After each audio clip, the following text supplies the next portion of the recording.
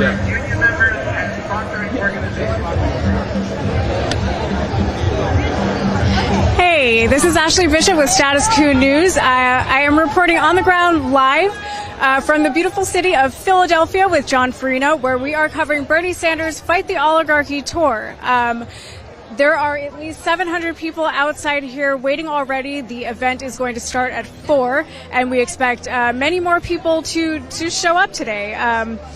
As I'm sure Status Coup viewers know, Sanders has been holding his Fight the Oligarchy tour, traveling across the country, doing what he does best, telling people about the class war waged against the working class by the oligarchs, the 1% and the 1% of the 1%. And he's been holding these rallies in places across the country that flipped from blue to red in the last election, or Trump won by a small margin. And he's been drawing in crowds in the tens of thousands. I'm not sure how many people are going to show up today, but I would expect it to be a very, very large crowd.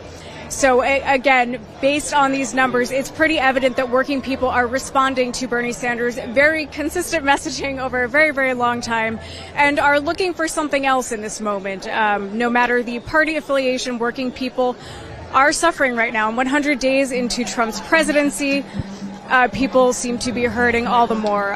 He won on a promise of improving the lives of working people, of making things easier and better for all of us, and instead we are now facing down a recession and empty store shelves over the next few weeks. And all the while that this is going on, Trump and his interchangeable cast of sycophants are dismantling and selling off pieces of the government, especially those pieces that working people rely on. So it's clear from how many people have shown up today. Again, there's at least 700 people here now, and we do expect there to be more people showing up, before 4 when the rally really gets started.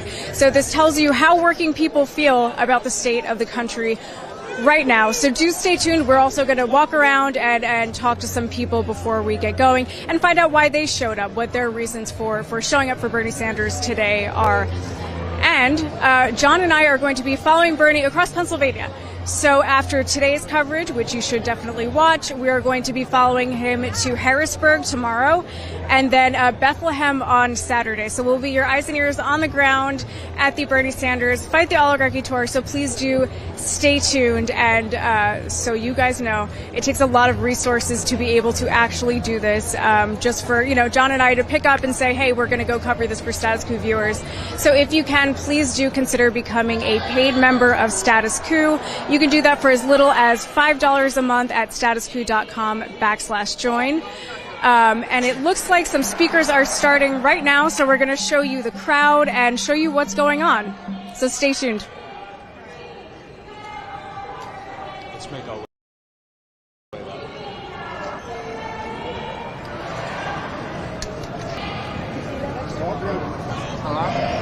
They're probably just going to chant for a little while. So. Hey, how are you? Good. I'm in Philadelphia.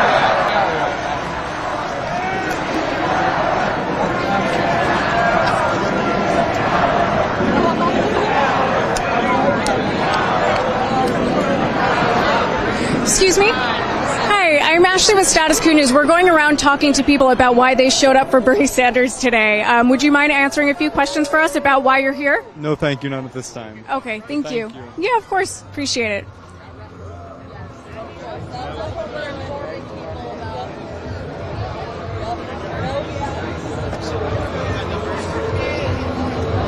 Go around here. Okay. Head this way. Hi. We're from Status Coup News. We are covering the rally today and wanted to get a sense of why people showed up today. Would you mind talking with us? I don't really feel comfortable. Okay, we appreciate it. Thank you. I appreciate what you're doing. Thank you. We appreciate your support. All right.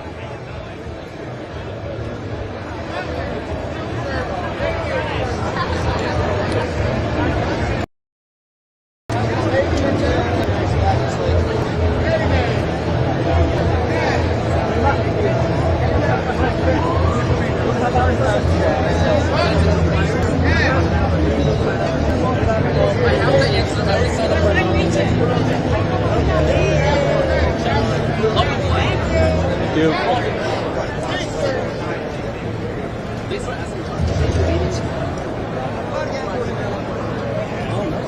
about you guys, people that were like up and out? One of them called us like the other one called us. Who was the one showing them for?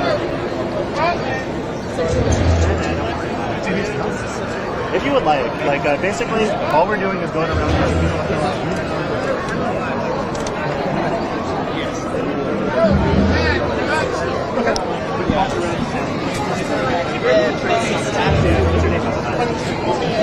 You lead the way.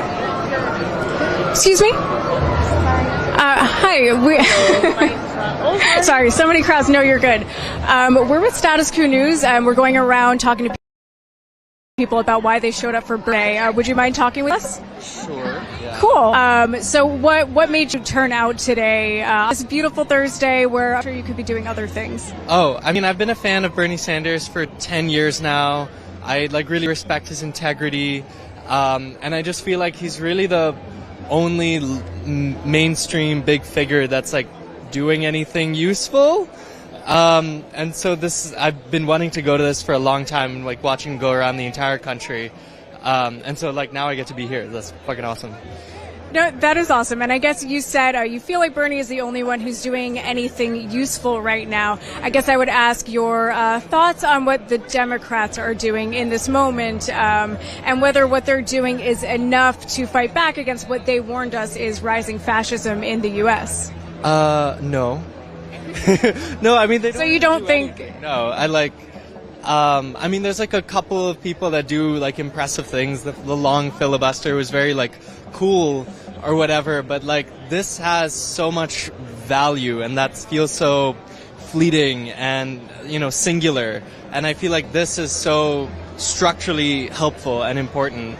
And it's also great to see that I'm not crazy for really appreciating Bernie Sanders. There's so many people that really appreciate what he says and his brand of politics. So, yeah. Absolutely. You're definitely not crazy. There's at least 700 people out here today. And as I'm sure you've seen, all of these rallies have been pulling crowds of tens of thousands of people. So 1,000 people in Colorado is crazy. Oh my God.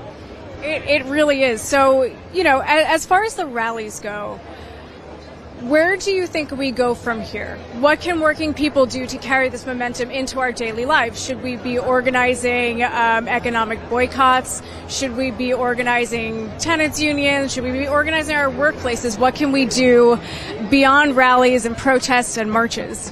I mean, I'm hoping he kind of gives us some action statements and stuff. Personally, my plan going forward is volunteering for more small municipal level advocacy groups. I'm most interested in transit and transportation, and so that's my plan going forward after I graduate. And so I'm assuming that local politics has a lot more ability to have change, and so that seems the next best option right now. Yeah. Absolutely, and it's I think significant that today is Mayday, so the real workers' holiday, the real day where we celebrate labor and its sacrifices, and it's also just about 10 years after Bernie announced his first run for presidency. So it's been about 10 years, and I guess I would ask, what do you think of his legacy at this point? What is his legacy going to be? I think his legacy is the importance of integrity in politics and deeply caring and listening to the people that voted for you and the people that you represent. I think a lot of people have seen the importance of that and taken that as a template they can use for their own political careers. So that's very encouraging. Yeah, I don't know. He's such a charismatic figure. I'm not really sure what comes next. But I know he's not going to run again, and that probably makes sense. Absolutely. I mean, is there anything else that you would want to add for Status Coup viewers? Anything else that you would want to say for anyone watching this?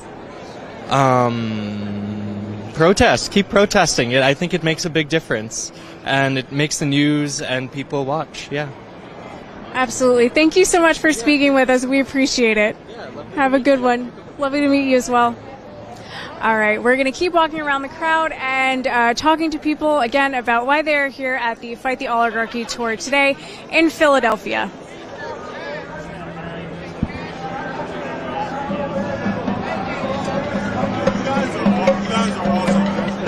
Thank you so much. We appreciate it. Thank you.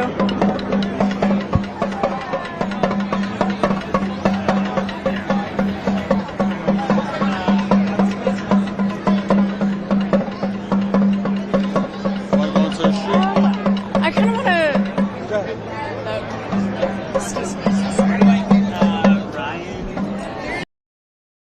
Hi, excuse me. With Status Coup News, would you mind talking to us about why you're here today? Actually, there's like media persons from our group that we're supposed to send you to. So. Okay, thank you. We appreciate it. Have a good one. All right. We're going to keep walking around and talking to people. Thank you for your service.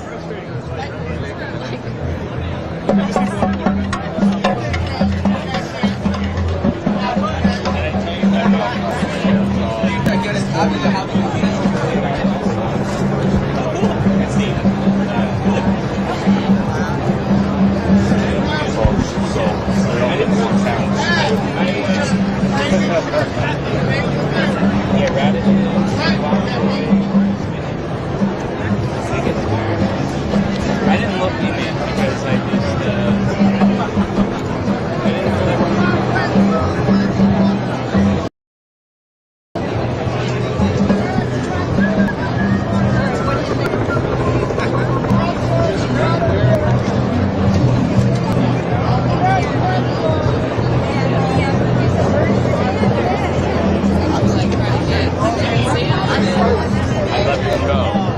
don't interview me because I'm in the witness protection program, but still.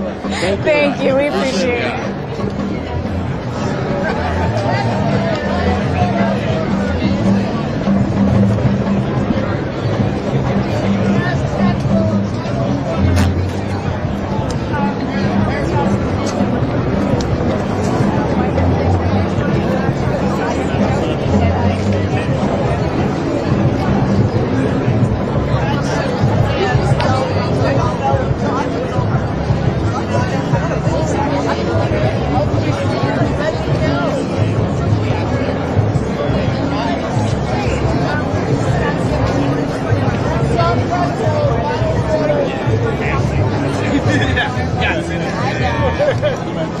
Sure.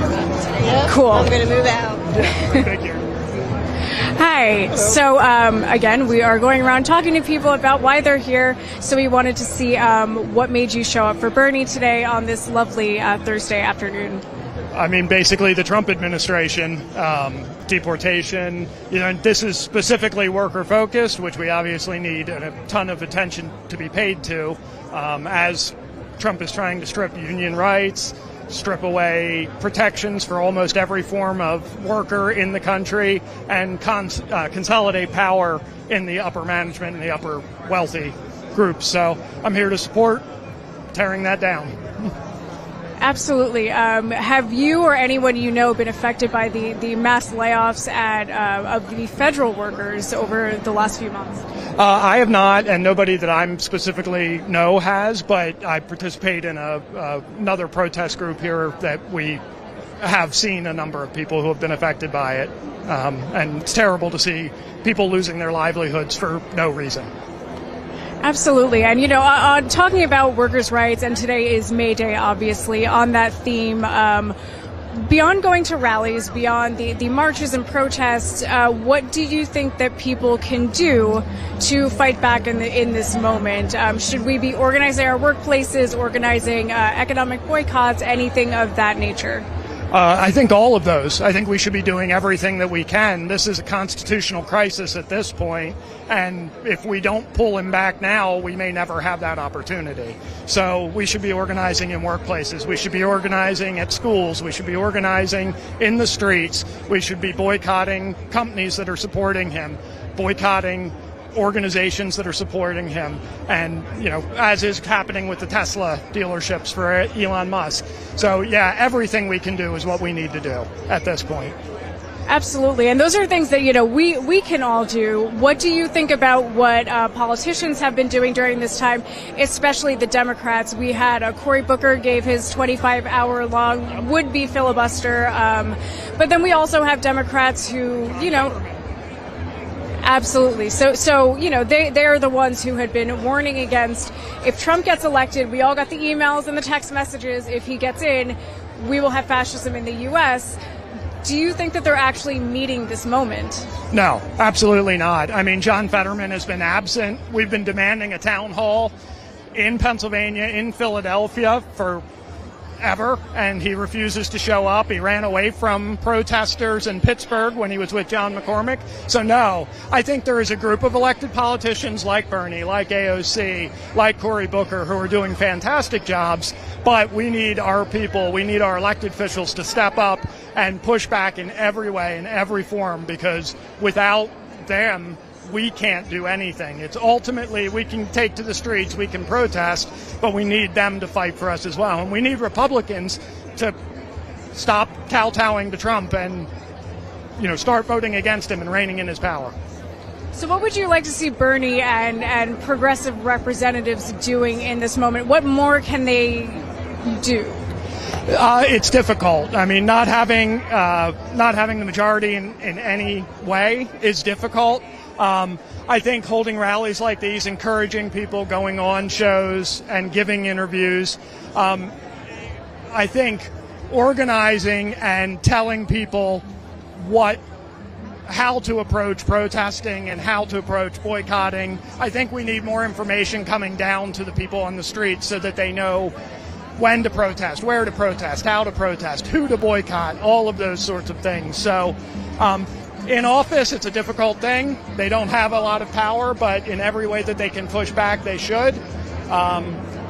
Encourage people to get involved at local government levels, at school boards, at commission offices, all of that. This is a strategy that the Republicans use to get where we are, so we need to flip the script and take it back. Absolutely, and you just outlined a lot of things that, regular people, all of us working people can actually do beyond just going to protests and marches and rallies, which has a place, but there's a lot more that we should be doing as well. Is there anything else that you would want to say about workers' rights right now? Anything else that you would want to share with viewers of Status Coup News? I think that's good. I think I've said my piece there. Please come out. Get active, get supportive, look for Indivisible, look for the organizations that will give you the information on where to be and how to protest, and join up, sign up. Thank you so much. We really appreciate you speaking with us. Absolutely. All right. Have a good one.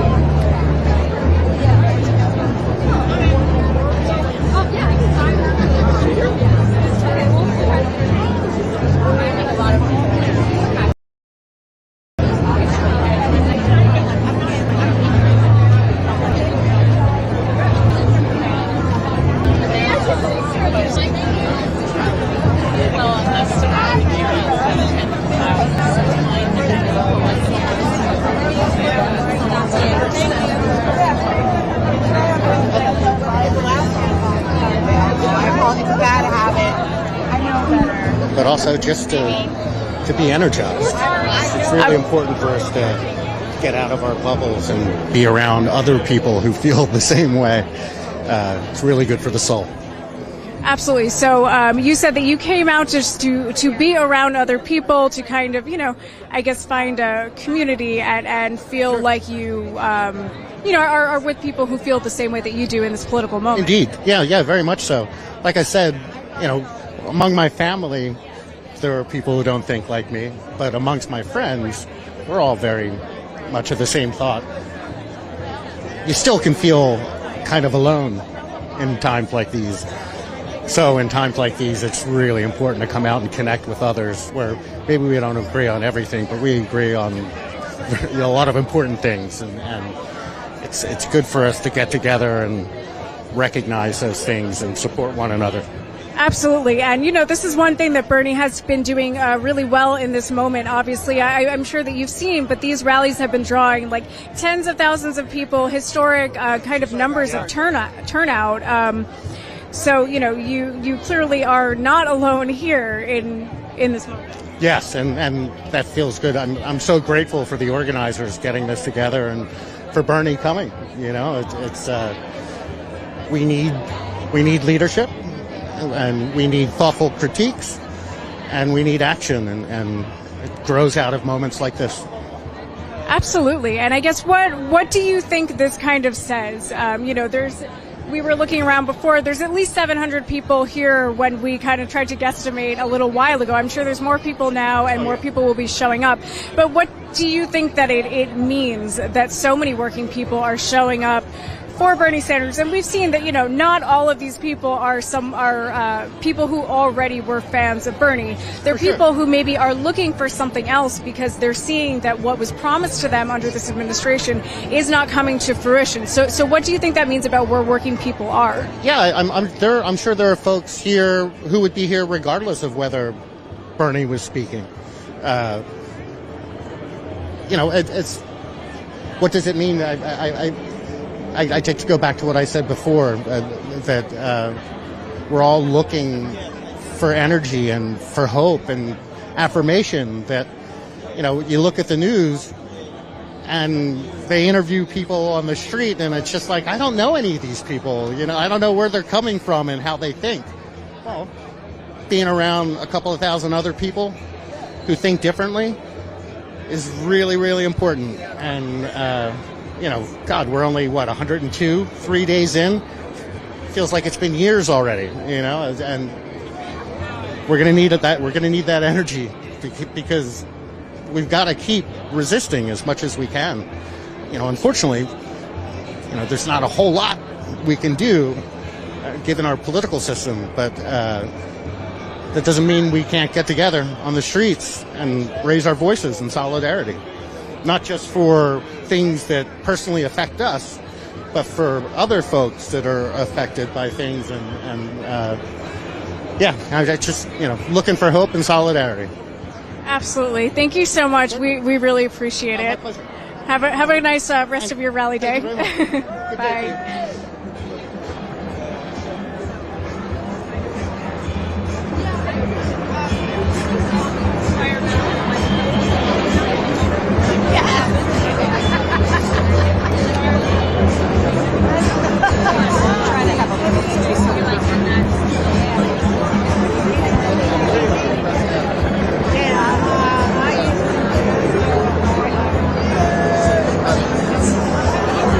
There's definitely over 1,000 people now.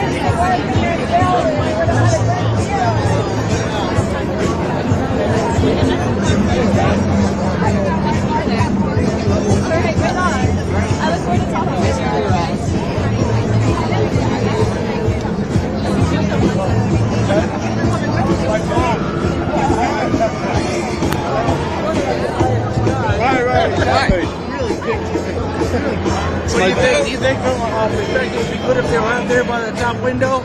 Do you want to do an interview with Status Coup News? I would love to. You would love to. All right. Okay. Hi.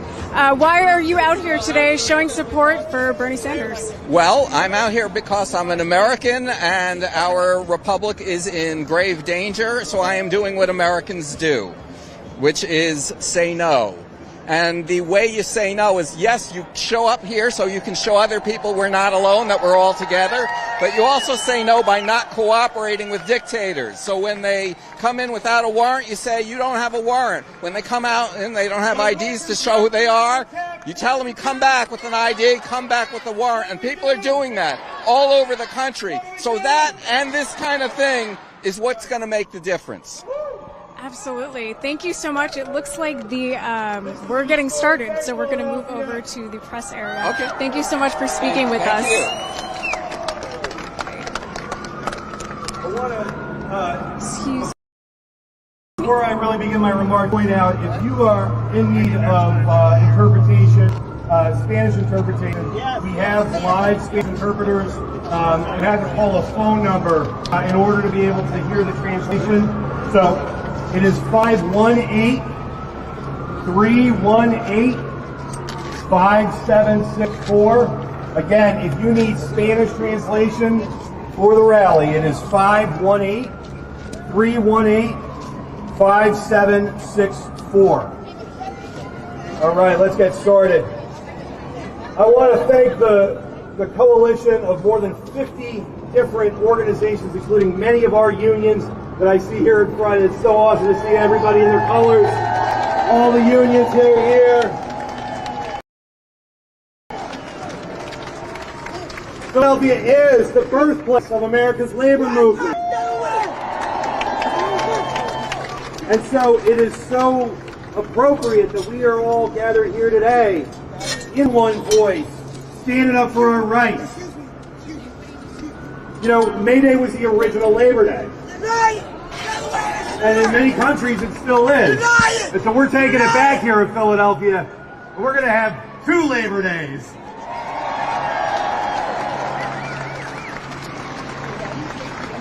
Folks, we all know that a better world truly is possible. But we also know that we can't rely on politicians alone to fix it. We are the many. We have the power.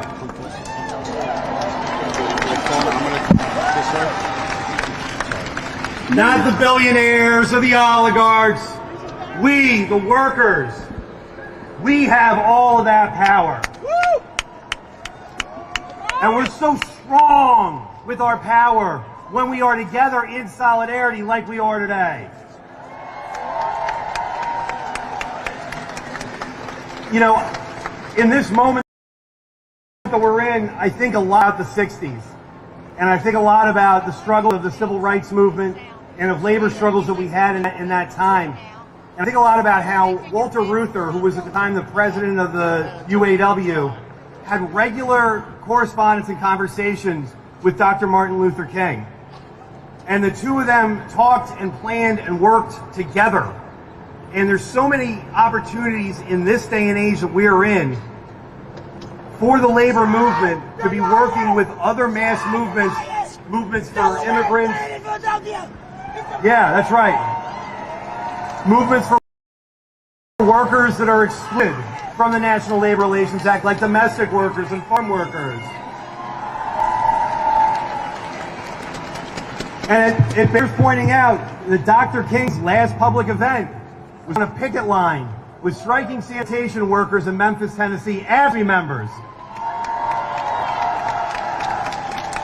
So we've always been together. But those billionaires and oligarchs try and keep us apart, try and divide us with wedge issues. But we're not going to let them do that. We're going to march together today. That's right. Just like the thousands of rallies that are happening across the country right now. That's right. It's bigger than me. It's even bigger than us. You're an incredible crowd. I'm so excited to be with you today on Mayday. Again, my name's Danny Bowder, and I have the privilege of being the president of the Philadelphia Council AFL-CIO.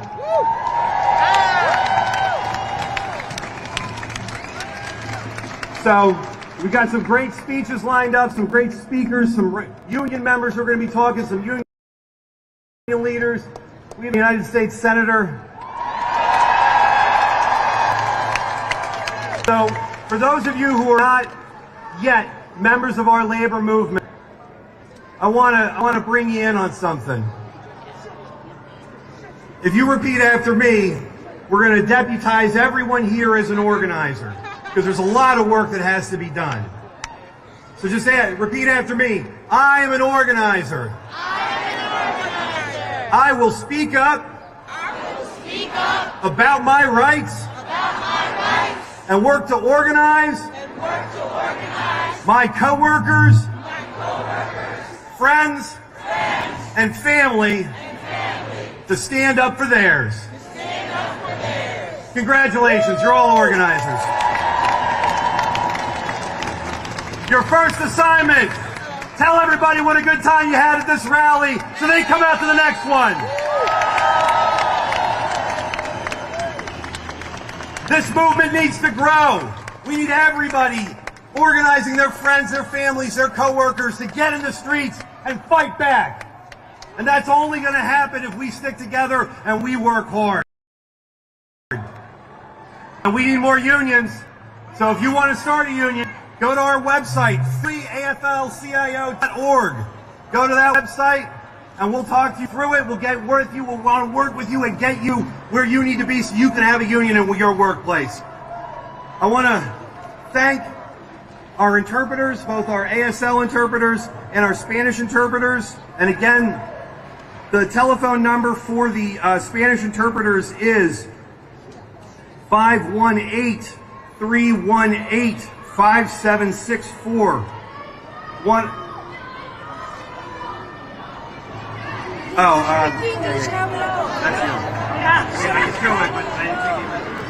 Buenas tardes todos y todas y todes.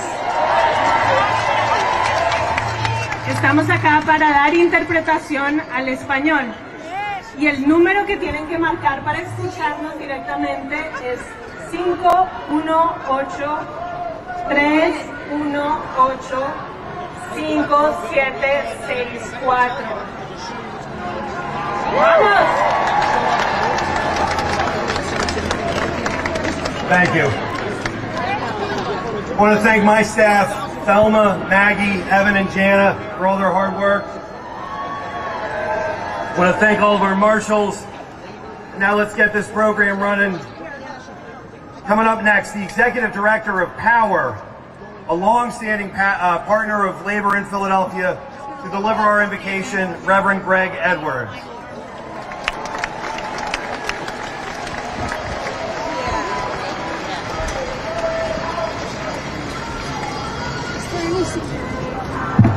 Good afternoon, Philly! Brothers and sisters, I'm Reverend Gregory Edwards, Executive Director of Power Interfaith, Pennsylvania's largest faith-based organizing movement, representing more than 150 congregations across the Commonwealth and 60 here in the great city of Philadelphia. Today it is a privilege and a sacred responsibility to be here with you, to lift our collective voices on behalf of workers who build, workers who clean, workers who teach, workers who cook, workers who care and sustain the life of our great city.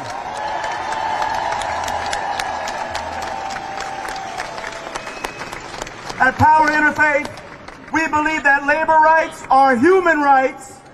They are sacred rights in addition to human rights. From the beginning, Power Interfaith was built alongside of and in partnership with labor unions. When we fought to raise wages for thousands of city contracted workers, from as little as $2 an hour to $15 an hour, we did so because our faith demands that we have human rights. also know as people of moral courage and faith that economic justice is not a luxury, it is a moral obligation. As a pastor, I cannot separate the struggles of workers from the calling of my ministry. The people who sit in our pews are the same people who serve our food, clean our hospitals, drive our buses, and teach our children. My congregants are your workers. Your workers are my congregants. And when their wages are low, when their health care is denied, when their housing becomes unaffordable, the entire community suffers. Friends, we are here today to proclaim a simple but powerful truth. We believe in a Philadelphia where every worker is valued, every worker is protected, and every worker paid fairly.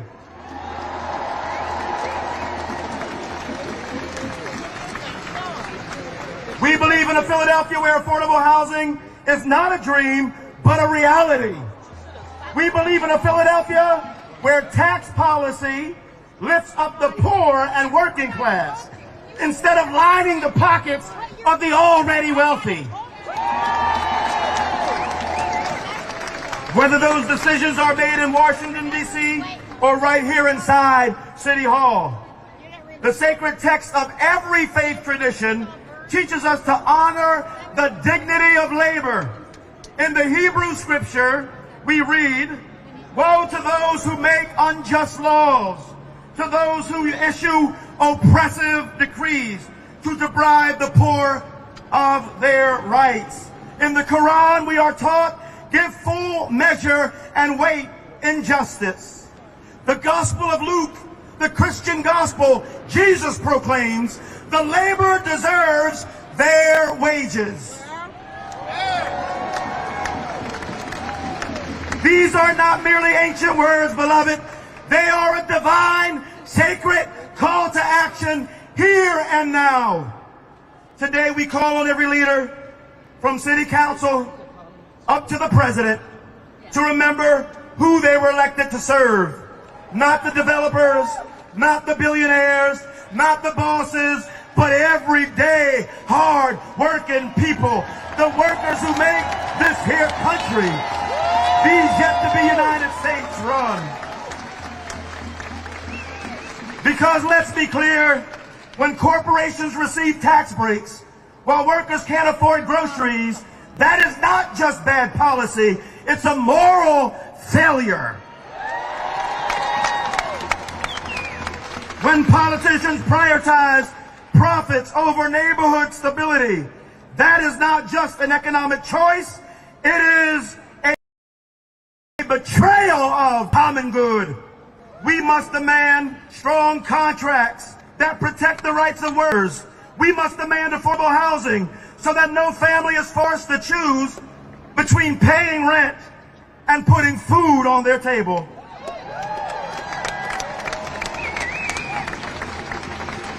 We must resist tax cuts and backroom deals that starve our schools, gut our public services, and widen the gap between rich and poor. We must organize, we must vote, we must pray, we must push, and we must act. Because the future of Philadelphia, the soul of Philadelphia, depends on it.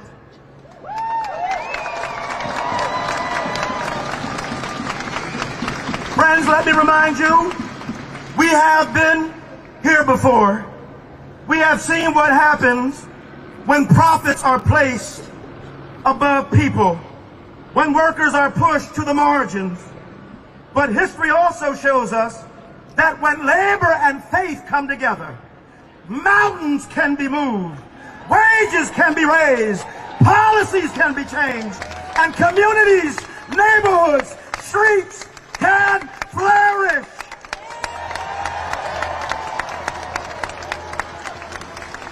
So here today, we are not just calling for incremental change. We are calling for a moral revolution.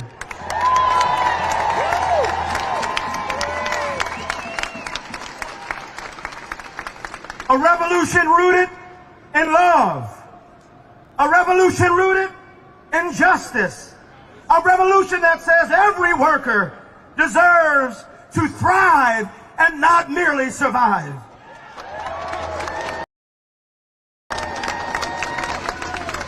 Let us remember the words of the ancient prophet.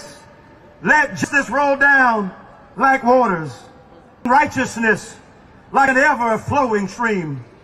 Today we will commit ourselves to that ever-flowing stream.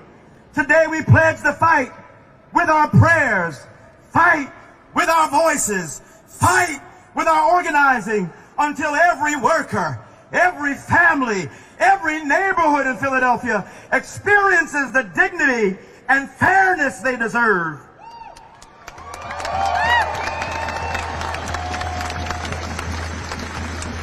We stand here today not alone, but as one. United across faiths, united across races, united across languages and traditions, united by a vision of a city where all can live, a city where all can work and raise their families in dignity and peace. Philadelphia, hear our call. Washington, D.C., hear our prayer. God of many names, hear our plea. Strengthen our hands for the work of justice. Strengthen our spirits for the long road ahead. Strengthen our unity, that together we may build a beloved community, not for some, but for all. Amen. Ashe. And so it is.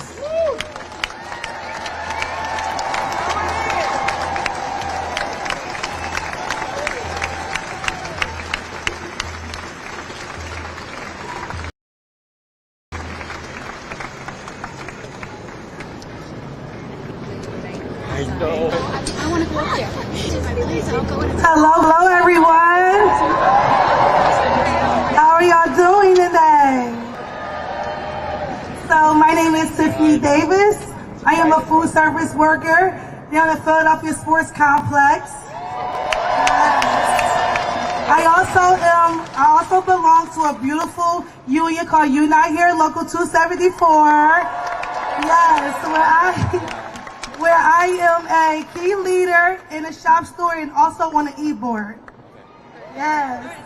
I am fighting because I take care of my uncle, and Trump is trying to take away the medical care that my uncle needs. Yes. Our union fights billionaires every day and win.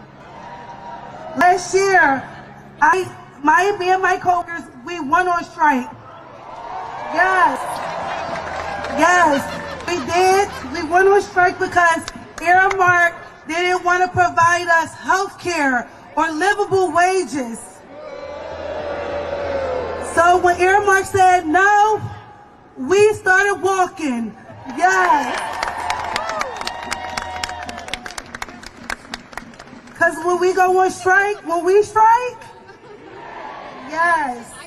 So yes, now we're passing our torch to our hotel workers, our hotel sisters in our union.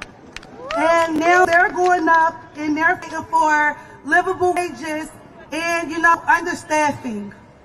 Because just imagine, you're going to work and you're doing more than, just one person's job. One job should be enough.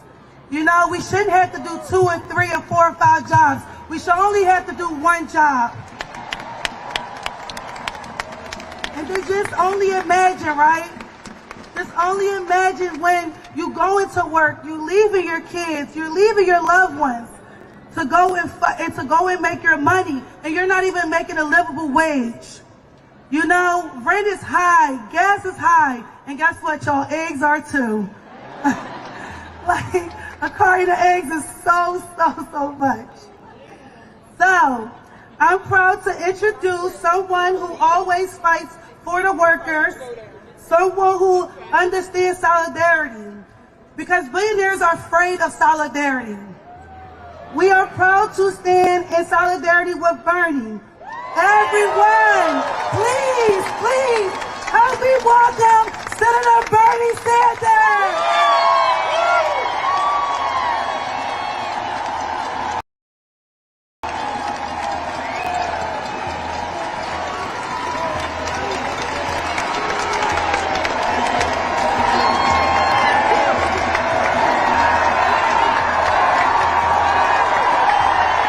You are watching the live stream. John Farina and I are on the ground live from the Oligarchy tour, where Bernie Sanders is about to speak. Let me thank all of you for coming out this afternoon. Let me thank Danny Bowder and the Philadelphia AFL-CIO. And let me thank all those who have spoken and will be speaking in a few moments. Brothers and sisters, what we are celebrating today in Mayday is, in a sense, a sacred holiday. And all over our country, workers are coming out demanding justice, and all over the world, in dozens of countries, workers are standing up to oligarchy and demanding a world in which all people have a decent standard of living.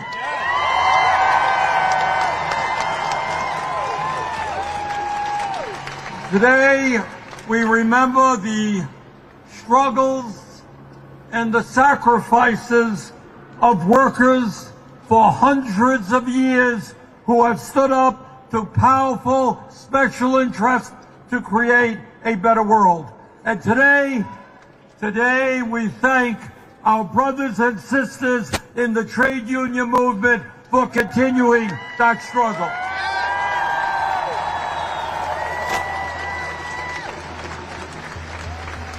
Mayday, as you know, was established way back in 1886. And workers then stood up to their very powerful bosses and said, you know what, we don't want to be slaves. We don't want to work 60, 70 hours a week. We want an 8-hour day.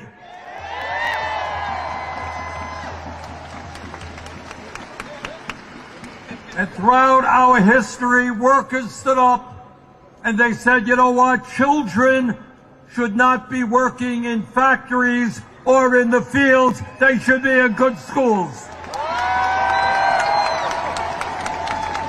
And throughout the years, workers said, we don't want our brothers and sisters dying in factories. We want safe working conditions. And workers in the trade union said that when people work more than 40 hours a week, as so many millions in our country do, they deserve and must have time and a half.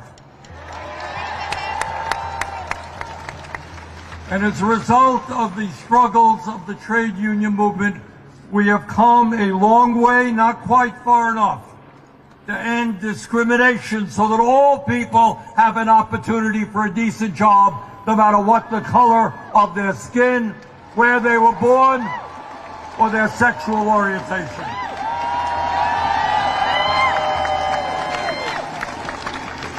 And when we think about history, I want you all to remember the fact that we have a social security system today which guarantees benefits to our older people and disabled did not happen by accident.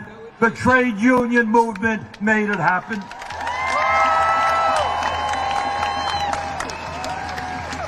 And the fact that senior citizens today through Medicare can get the health care they need did not happen by accident.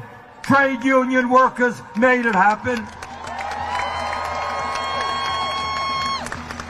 And today, the fact that millions of lower income people and elderly people in nursing homes get supported by Medicaid did not happen by accident. The trade union movement made it happen. So my point is that because of the trade union movement, This country has come a long way over the last 150 years.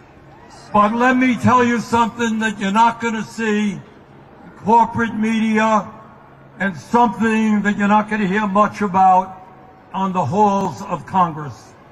And that is that while we have accomplished much, we still have an enormously important road forward if we're going to create an economy that works for all of us, not just a few. So let us be clear and lay it out on the table. In the year 2025 in America, we are now living in an oligarchic form of society. Never before in our history have so few had so much wealth while so many Americans are struggling. Never before have so few had so much political power while millions of Americans no longer vote.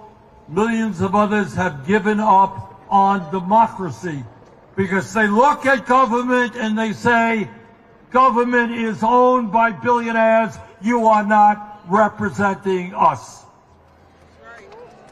You know, a few years ago, when I talked about oligarchy, people were saying, oh, what is Bernie talking about? Well, Donald Trump has made it very clear what we are talking about when we talk about oligarchy. Oligarchy is a president who, when he gets inaugurated, he doesn't hide it. Right behind him are the three wealthiest people in America: Musk, Bezos, and Zuckerberg.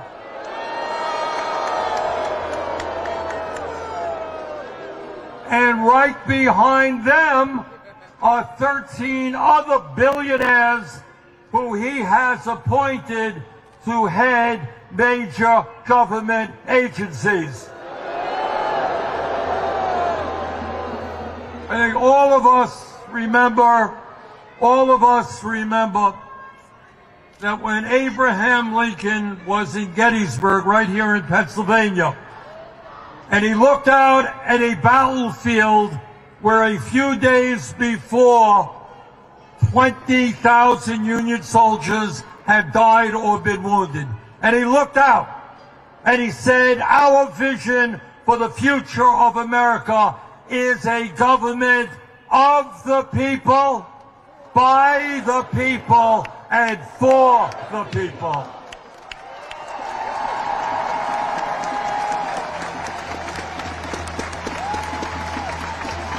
Well, what everyone knows is that today we have a government of the billionaire class, by the billionaire class, and for the billionaire class, and we will not allow that to continue. And let me be very clear. These oligarchs, these billionaires are not nice people. They are incredibly greedy people. You might think that somebody who has 10 or 20 billion dollars might be content, might think that's enough. Not these guys. They want it all. And they are prepared to destroy Social Security, Medicare, Medicaid, nutrition programs in order to get more tax breaks for themselves. So today, brothers and sisters, we tell these greedy oligarchs, this country belongs to all of us, not the billionaire class.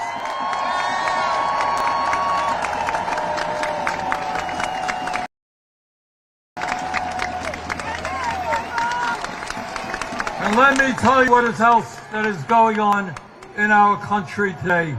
Today, in the richest country in the history of the world, 60% of our people are living paycheck to paycheck. I grew up in a family that lived paycheck to paycheck.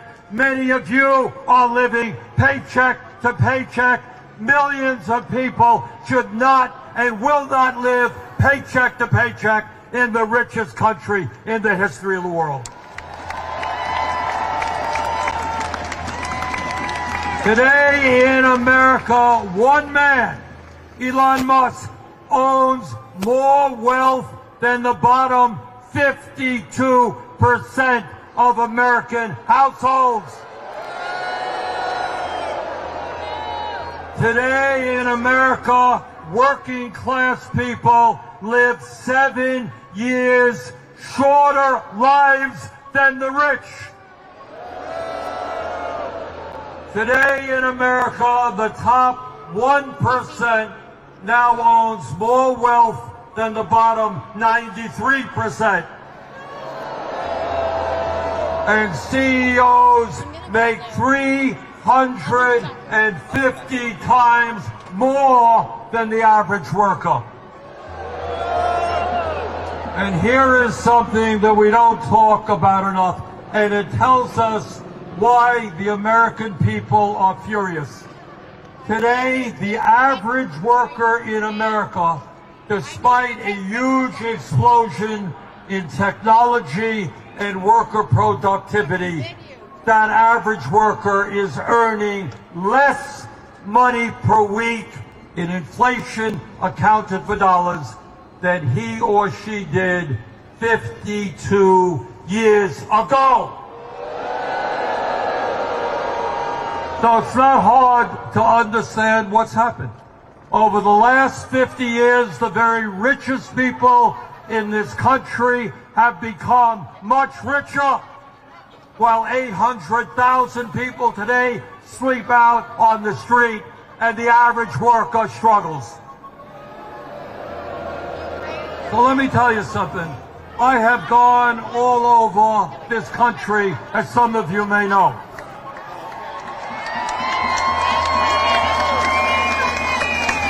And what I am proud to tell you is the American people by the millions are saying no to oligarchy, no to Trump's authoritarianism, no to Trump's kleptocracy, and no to tax breaks for billionaires. And I'm here in Pennsylvania to tell any member of the Pennsylvania delegation that if they vote for tax breaks for billionaires and cut Medicaid, nutrition, and education, we are going to throw them out of their jobs.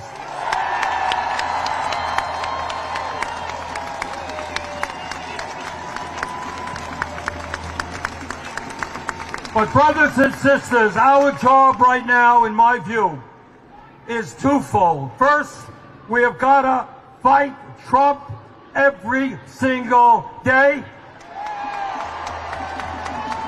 But secondly, we need to have a vision as to where our country goes in the future. And here is the bottom line, and I say that to my Democratic colleagues in the Congress. Stop defending the status quo economically.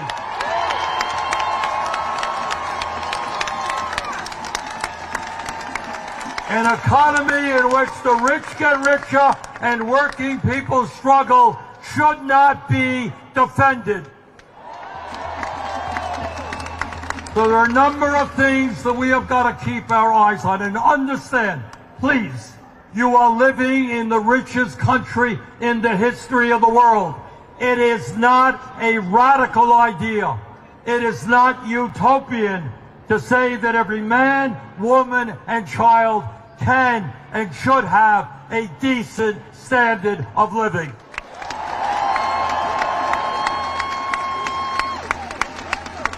And at the top of the list of what we have got to do is to end a corrupt campaign finance system.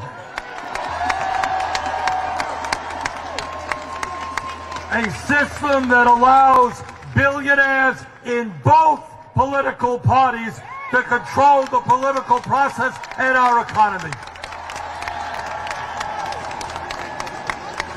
Brothers and sisters, democracy is about one person, one vote, not billionaires buying elections. And if we're going to deal with the massive income and wealth inequality that currently exists, we're going to not give the rich tax breaks. We're going to demand that the billionaires and their corporations start paying their fair share of taxes. And if we're going to build the movement that we need to take power in this country, we need to grow the trade union movement in this country. Right now, there are millions of workers who want to join unions. They're unable to do so because of the illegal behavior of corporations. And that's why we're going to pass the PRO Act. And if workers, a majority of workers sign a union card, they're going to belong to a union. Brothers and sisters, we need to raise the minimum wage in this country to a living wage. No worker working 40 hours a week should live in poverty. And brothers and sisters, if we're going to compete in the global economy, we need the best educated workforce in the world. And that is making not only our public colleges and universities tuition free. It means paying our teachers a wage that they deserve. There is no reason why we should not be having the best public education in the world and the best child care system in the world. Now, our Republican colleagues, or some of them, want to cut Social Security. 22%, if you can believe this, of seniors in this country are trying to get by on $15,000 a year or less. Can't afford to heat their homes, pay for their prescription drugs. We're not going to cut Social Security. Brothers and sisters, together, we're going to expand Social Security benefits by lifting the cap on taxable income.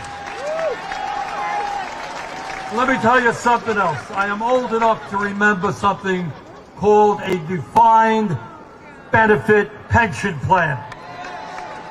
You know what that is? I know it's a radical idea to the younger people. Once upon a time, when workers worked at a decent job, when they retired, they had a strong, defined pension plan. We've got to bring that back. People who work their whole lives should be able to retire with dignity. Brothers and sisters, we are the only major country on earth not to guarantee health care to all as a human right. 85 million are uninsured or underinsured, and we spend twice as much per capita on health care as the people of any other major country. The function of health care is not to make insurance companies and drug companies rich. It's to provide health care to all. Together, we're going to pass Medicare for all, single-payer program.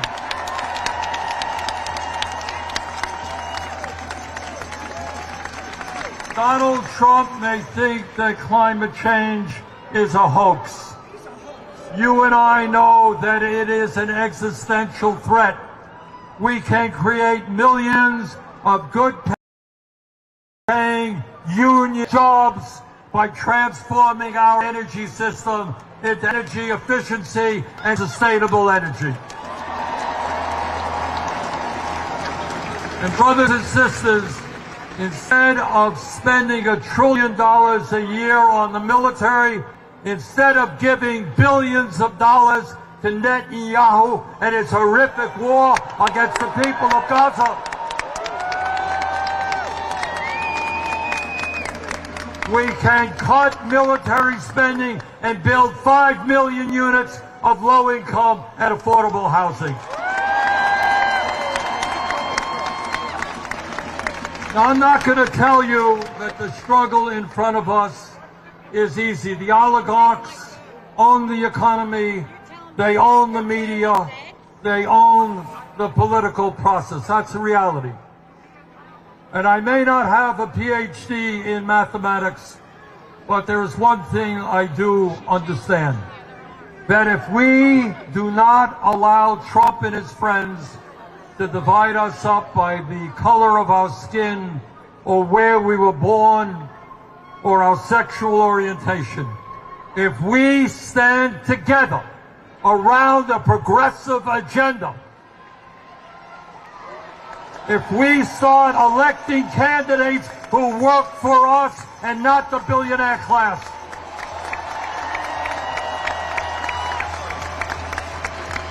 if we think big and not small, brothers and sisters, there is nothing we cannot accomplish. Let's go out, let's do it, let's transform the country. Thank you all very much.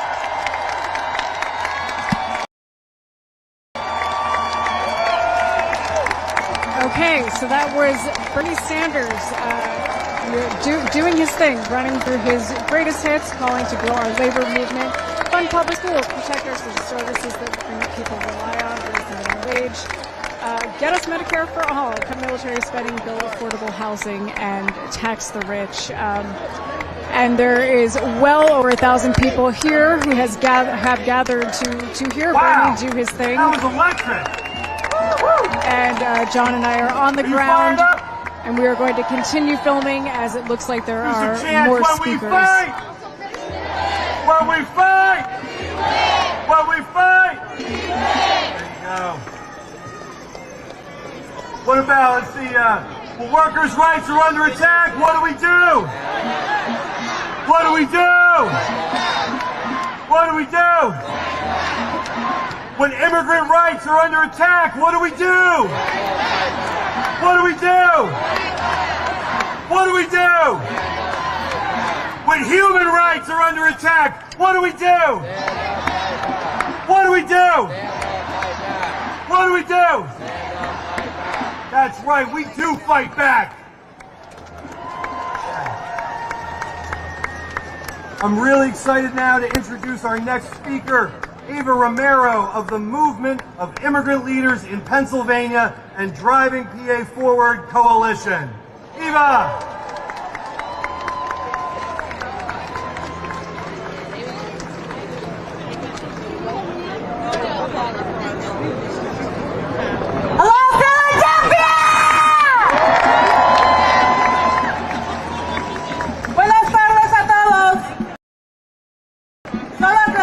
Mi nombre es Eva Bravo.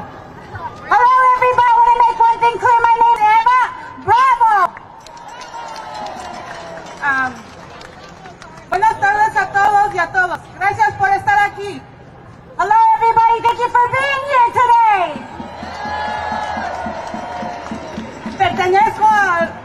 Pertenezco al movimiento Líderes en Pensilvania, Inmigrantes, en Milpa.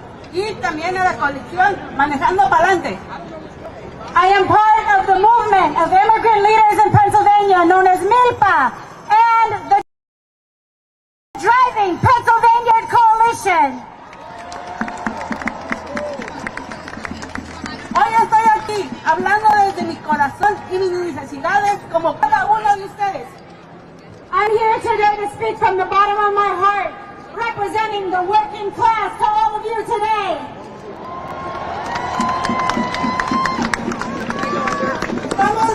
If you are watching the live stream, this is Ashley with Status Coup News, and I'm on the ground with John Farina right now at Bernie Sanders Fight the Oligarchy tour. Bernie just spoke, and there are some other speakers speaking right now, so stay tuned. We are going to walk around and talk to people who came out to see Bernie today. And yet we are still made to be invisible.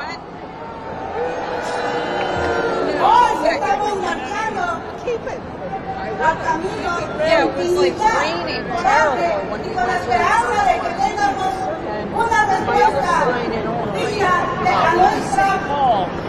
If you're watching the live stream, please remember to like, follow, and subscribe to Status Coup News. If you can, please do consider becoming a paid member of Status Coup for as little as $5 a month. It takes a lot for us to be able to actually go out on the ground and cover these kinds of things for you guys. So if you can, please go to statuscoup.com/join. And again, you can join for as little as $5 a month.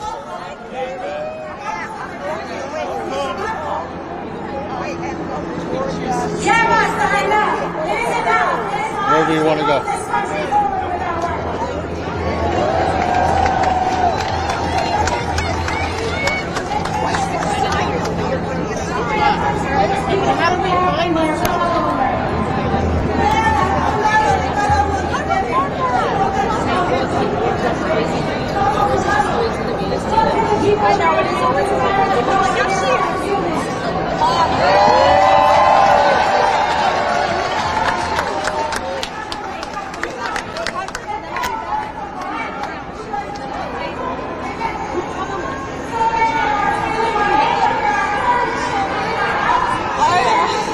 Excuse me?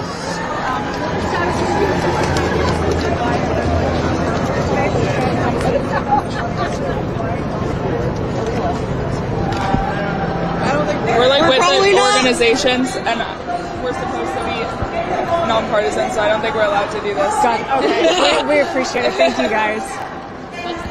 I watched that show. Oh, do you watch Status Coup News? Thank you.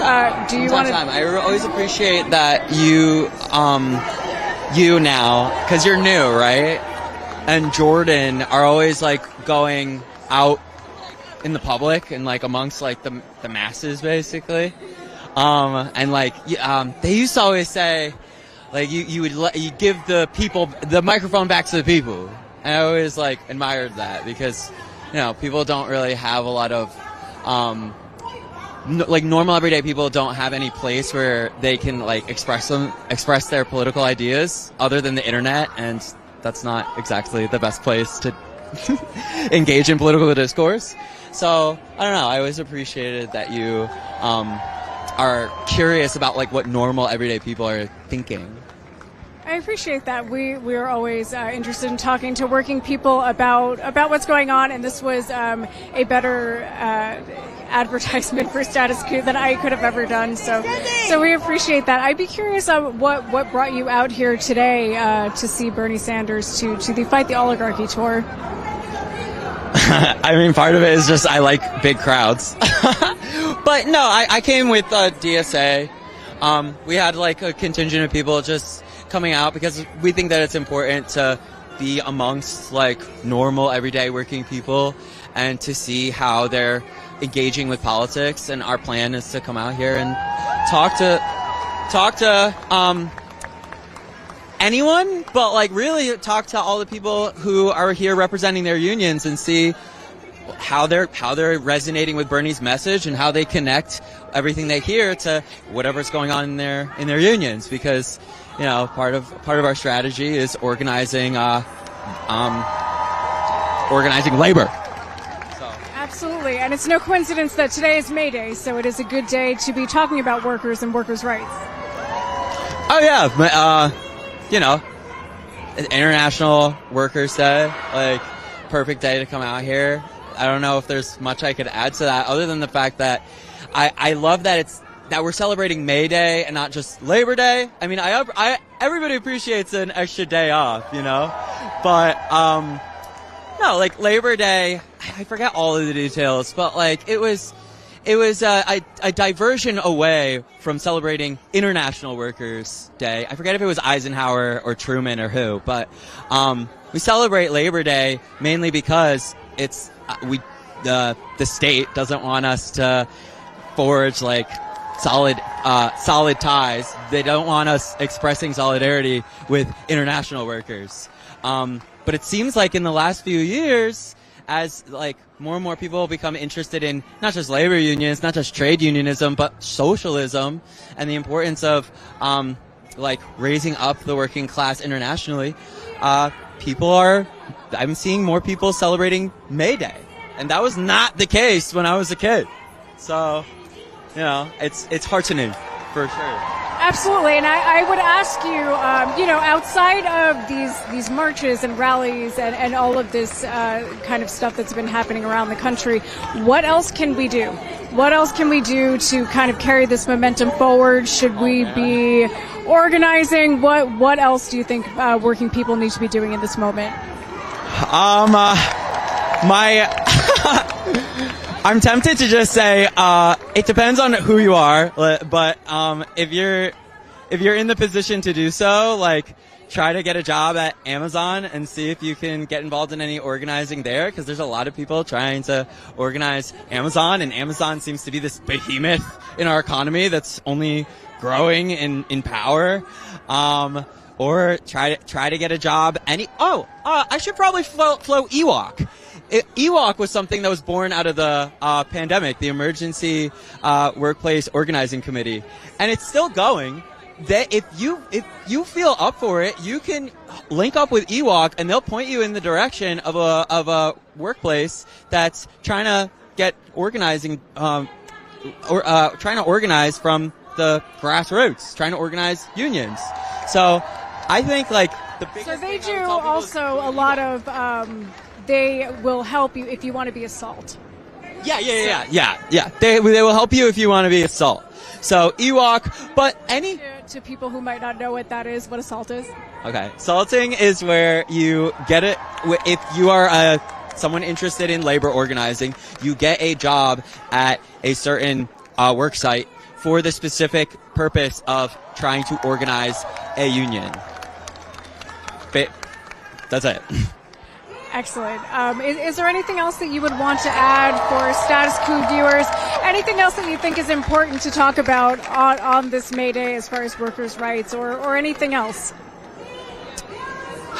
You know, I think it's great that Bernie is bringing in the energy, and Alexandria Ocasio-Cortez are giving all of these like progressives, liberals, anybody who's like anti-Trump. We have a place where we can go and express our outrage. The Democrats are not doing that. 4 years ago, they did that with the the Women's March. I mean, it was a bunch of like Democrat Party apparatchiks, not the literal Democrat Party, but like liberals had a place to go where they could express their outrage. Now Bernie's providing that place, and that's great, but I feel like we need to start thinking about more than just like the next 4 years. So I think we need to start really in our various organizations thinking about having a program. We need to unite as working class people around a political program to sort of guide all of our organizing if we're gonna hope to like overcome this like two-party system. I think that the strategies employed like from 2016 to COVID, they didn't really work, and I don't think they're going to work. So I'm hoping we don't repeat those mistakes. I think we need long-term vision, and we need a long-term plan that goes further than just 4 years. So that's a little broad, but... No, that's all great, and I think that that's a really important thing to comment on, that it's not just about how do we get Trump out of office or how do we weather his time in office and make sure that we don't have a Trump third term. Yeah, that's right. It's also how can we get someone in office after Trump that actually represents working people and the struggle that everyone is going through right now. I don't think it's not just about who's in office. You know, I think we got to it's going to take a while, but I think we kind of have to rethink like when whatever organization sends someone to office. I think we got to start thinking about like what is the role of the elected and how does the elected relate to like labor organizing and political organizing outside of just like party politics. You know what I mean? That doesn't mean like there's some people who are like averse to like electoral politics. I don't think that's quite it. Like we do need to participate on every political front. But I think we need to think more deeply about what are our electeds just trying to cut deals with like fellow progressives to pass legislation, or are they trying to point towards something bigger and more long term?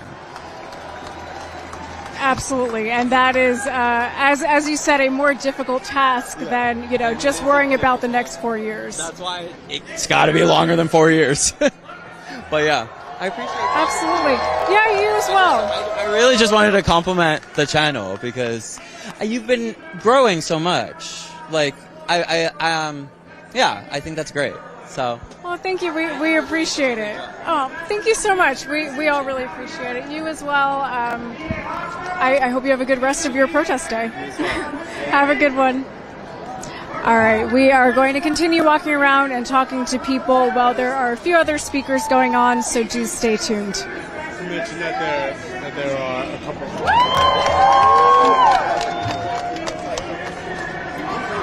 and looking at the crowd size, John and I would guesstimate that there's like a couple thousand people here today.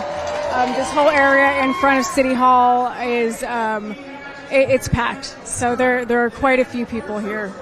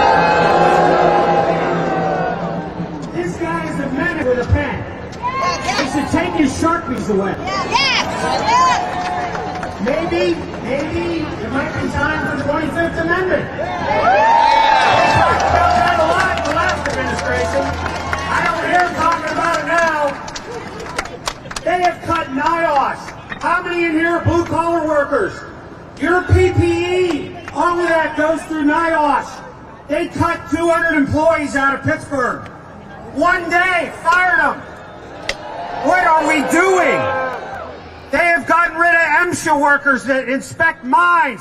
Where's our mine workers? It's bullshit. They are planning to cut 83,000 VA workers in June and July. Under President Biden, we signed up 1 million veterans under the PAC Act, and now they want to take staffing back to 2019. Any veterans out there? Let's go, veterans. Speak up. They want to cut 7,000 employees out of the Social Security Administration. Who's going to process the benefits? Who's going to take care of the disabled? They deserve those benefits. That's what your federal workforce does. I will end with this. DOGE is not auditing anything. All of your friends and neighbors who watch a certain channel think, maybe they're out there, think that they are auditing things and finding waste, fraud, and abuse. They are not. Congress appropriated that money. Congress has oversight of those programs. And his bullshit is just to go in and save his own companies. That's what he's doing. My last comment is this. President Trump has brought forward this executive theory where he's in charge of everything and the Congress and the courts mean nothing. So we were just talking about what's been going on with you over the last few months since Trump took in office. Do you want to give us an idea of your story and what's been happening? We do not have a So I've been waiting for my Social Security for 4 years. I was approved. They took it back and gave me 12/31/24 as my qualified date. Took away 3 years. So when they approve it, they send you SSI, but I'm approved for SSD. They've been holding those payments for 6 months. We are going to stand. It says, oh, someone will get to it within 15 to 30 days. That was 6 months ago. Because they are after us first. So that you call, you can't get anyone. You just have them call you back. 100 hours, 200 hours. One woman waited 240 hours. I've waited a whole 24 hours to return. And you just keep logging in and it's just sitting there. 6 months worth of payments. Yep. And so, do you feel like this has been worse since the Trump administration has taken off? A lot worse. They'll put, and then when you get someone on the phone, they're like, I'm sorry, we just answered the phone. And we can't help you with anything, but I corrected my address. Woo, woo, woo, you know? But that was it.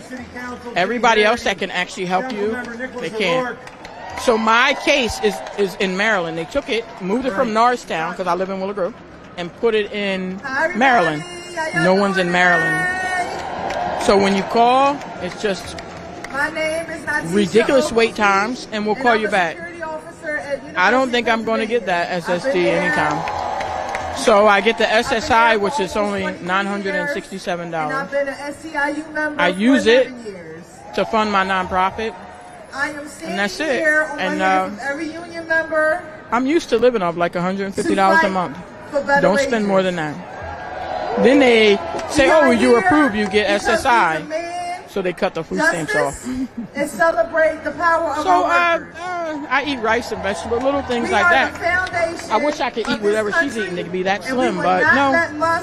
So, and then I walk and I come to all these protests, and that's why I got overheated. I've been here since 1 o'clock.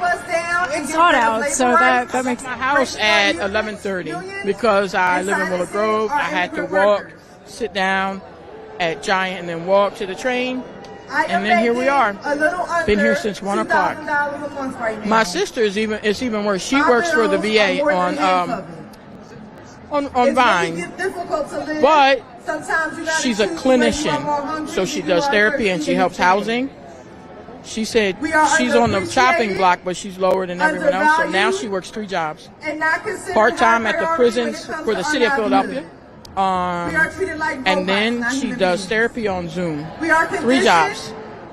And so my nephew graduated from high school 2 years ago. Then she has 2 children in high school. And her husband, they share custody, so she doesn't get any child support because you have 1 week on, 1 week off. And guess what? He don't do his 1 week. So she has them all the time and 3 jobs. And I never get to talk to her. I feel bad because she's probably trying to sleep, you know? But you hear all these stories. I go to churches and everything. And so when I wonder, oh, why is nobody donating to Burkina Faso, I meet so many people that of what I I'm can't sad to say do they're almost because eating of pet the money food. I don't have. The supermarkets are I so love to expensive. laugh and be you know? around people, So I don't know what to and do. those things are few and far between. So this When is this bad. cloud It's of only wages April. is over And everybody my head keeps saying, constantly. oh, well, we'll put you out of office it's in 4 years. Are we that going to it's make been it 4 years? 15 years I mean, that's, you know, a very, very important thing. Working people have already been struggling, and I'm so sorry for everything that you and your family have been going through. And as you outlined, a lot of us don't have 4 years to just wait it out. And the billionaire class do. Trump and his cronies have 4 years. We're supposed to but be the for the first rest of in us, everything. His supporters think that Elon is helping so much. I don't get it. It comes down to A greed. billionaire helping you. Oh, and guess what I discovered? I write articles sometimes. Elon Musk has Facebook pages that share AI photos and stories of him. Oh, this older woman, she was about to lose her house. The story said the woman was 80. It was an AI photo of a woman that looked like she was in her 30s. And there are multiple accounts, and I've screenshot them, and they're popping up all over. And they're like pro-Trump pages, and they have Barron. Barron's now like a sex symbol, and they make AI photos of him singing. So a lot of his supporters are like, man, I love this family. That's our royal family. What? Our royal family. This is sad. And we usually police other countries for doing this type of thing. We've had enough. We have no credibility. Enough with the lies. That's why I'm surprised. Enough with the intimidation. The general's talking about Burkina Faso. What are you talking about Burkina Faso? They're using their gold to provide security to Captain Ibrahim Traoré. What are we using? Trump keeps going golfing. I'm so confused. It seems like they're trying to make us feel like we're stupid. Yes, I mean, I certainly feel like that some days. And you said that you run a nonprofit. Can you tell us what your nonprofit does? So it's for gender equality and women's rights. But I've been giving out free books and school supplies here, as well as collecting for Burkina Faso. And what is happening is some of the people, I even have so they say those little libraries. No, I put a whole shelf out front.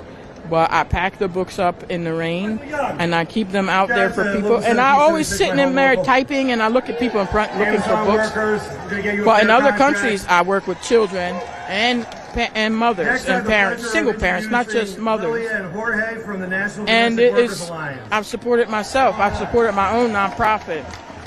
But it's exhausting because there's so much that needs to be done here. And I just got a fresh shipment of 100 books, and I just put them, I clean them, make sure they're good to be given away, and I put them out. I've taken some to churches. It's sad. I don't understand, like, how can we, I don't see how we can make this to the end of the year. Summer's coming, and then, the fuel always goes up in summer. Why? Absolutely. And, you are doing all of this on a very limited budget.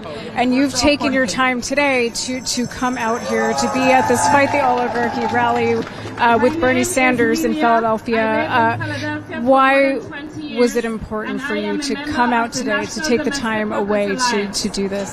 The most important reason was because they said for immigrants. And that's what I'm trying to work with.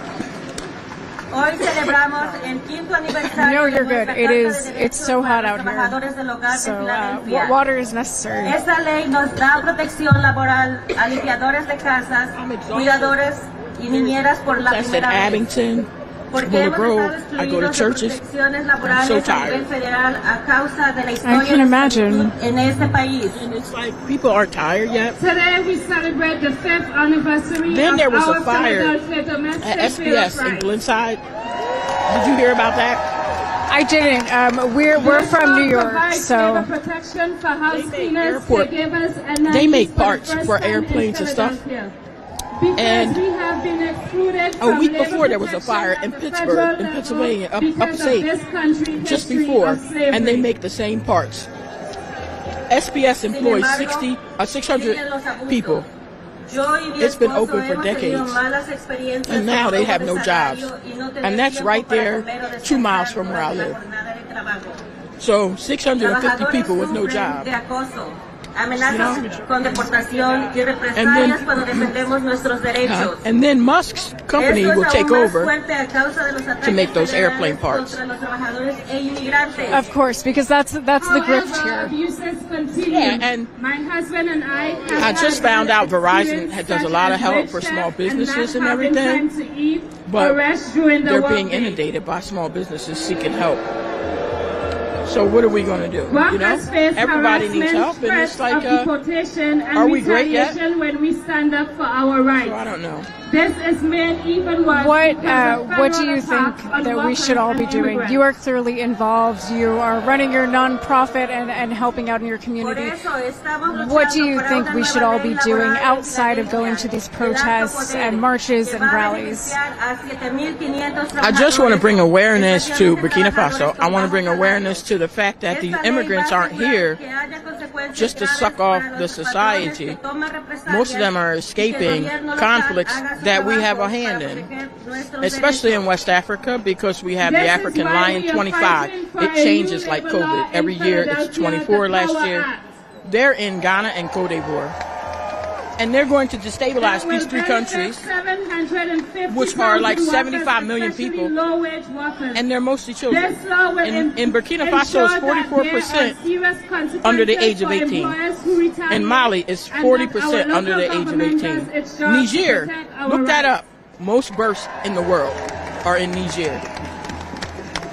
So these people are flocking here. And then you're going to send them back. The United Nations have made countries to give them help, to give them, you know, passage to stay. And we don't even care about that. And then it sounds like he doesn't want to be a part of the United Nations or NATO or anything. So then that's how we can keep breaking the law.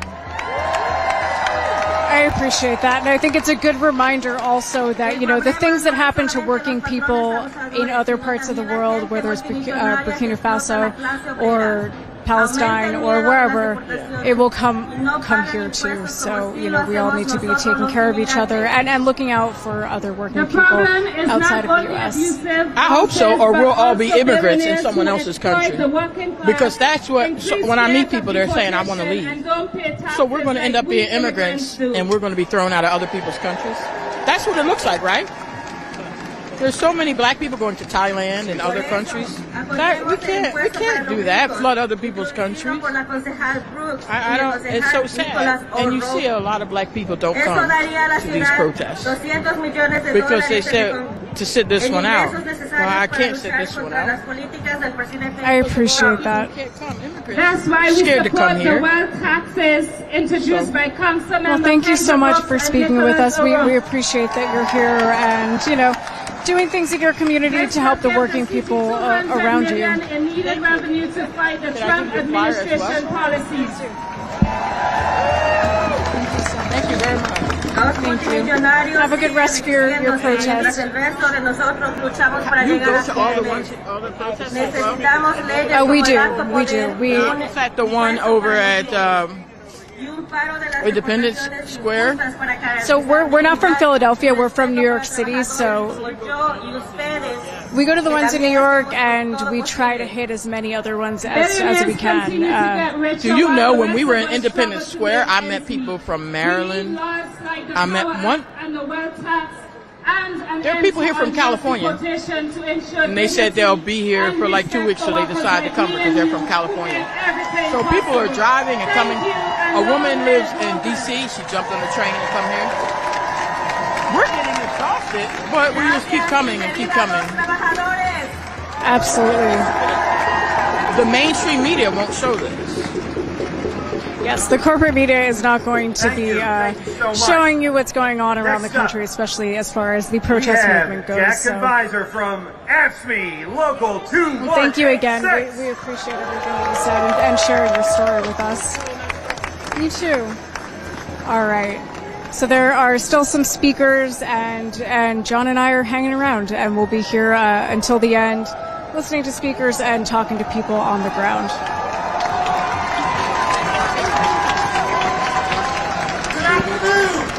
It is so good to see so many hardworking union people out there. So happy to be here. I am an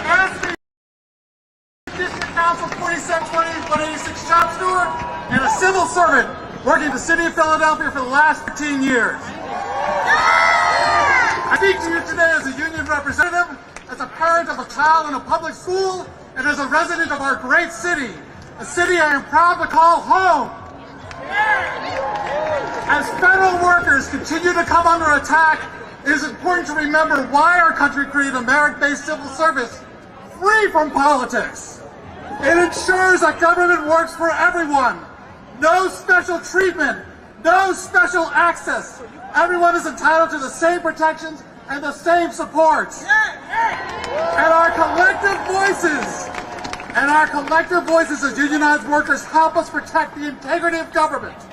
It gives us the strength to speak up when we need to. Civil servants work at all levels of government, city, state, and federal.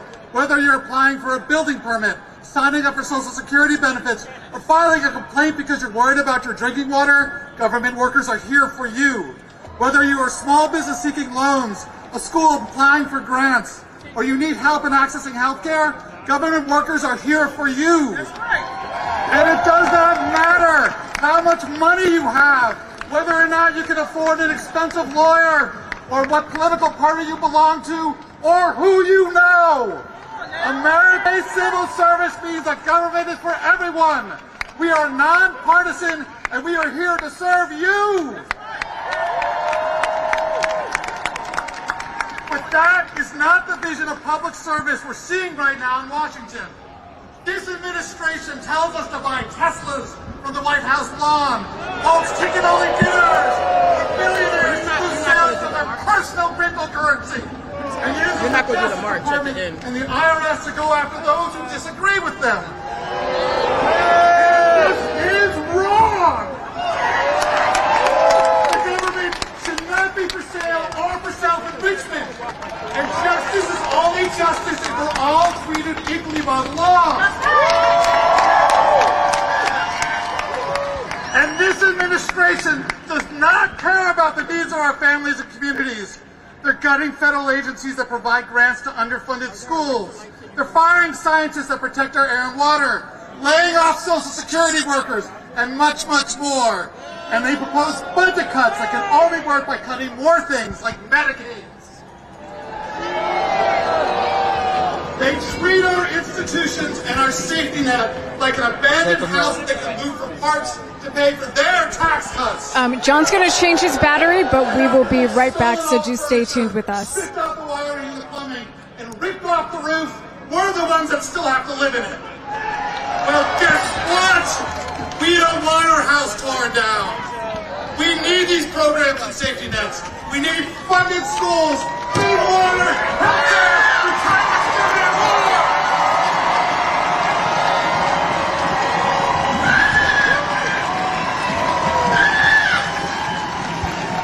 And yes, we get it.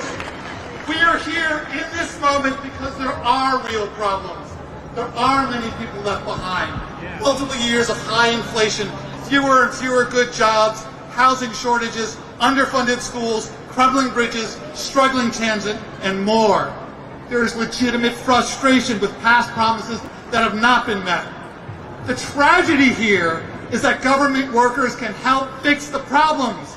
In fact, it's our job!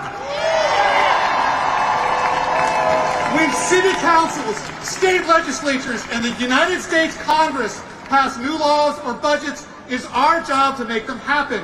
Government workers provide the oversight, enforce the rules, and administer the grants to make sure the money goes to the people and places that your elected representatives have chosen.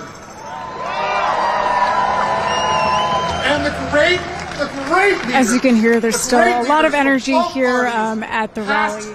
And Bernie spoke a little while ago, but there's still at least a couple thousand people here. They've used the civil service as a valuable resource.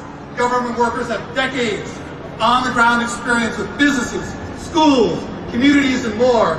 We do the research and provide the insights that help make their policies formed and effective, that make for meaningful changes work. Well, guess what? Government workers can't help fix the problems if they're being fired.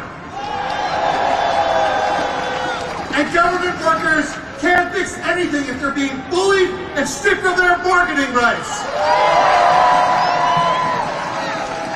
Hear us. Unions provide invaluable protections to both workers and the American public. They empower workers to speak up when the law is being broken. The collective voices and power of unions help to stop those who think they are above the law. Imagine where we would be if federal workers said nothing when DOJ attempted to access our private Social Security data, the bank accounts of the United States Treasury, or gutted the Consumer Protection Bureau. And for the sake of our communities and our families, we make this demand. All reasonable and compassionate elected officials from both parties should tell this administration to stop these attacks on government workers.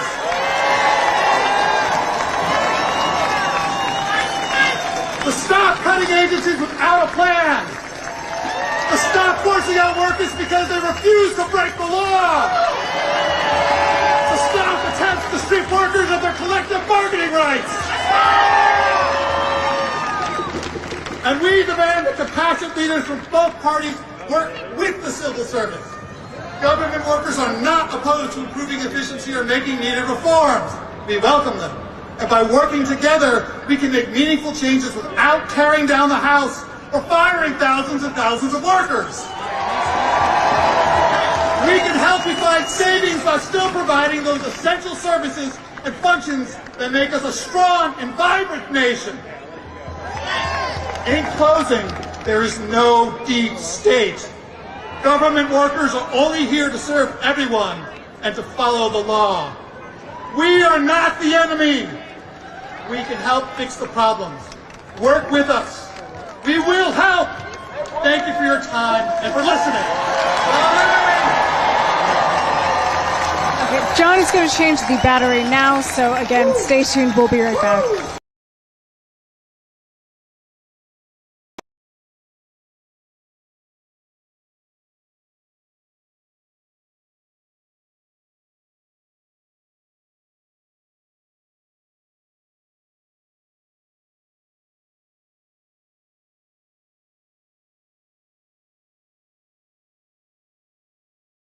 Good afternoon, sisters and brothers. Happy May, and thanks for sticking around long after.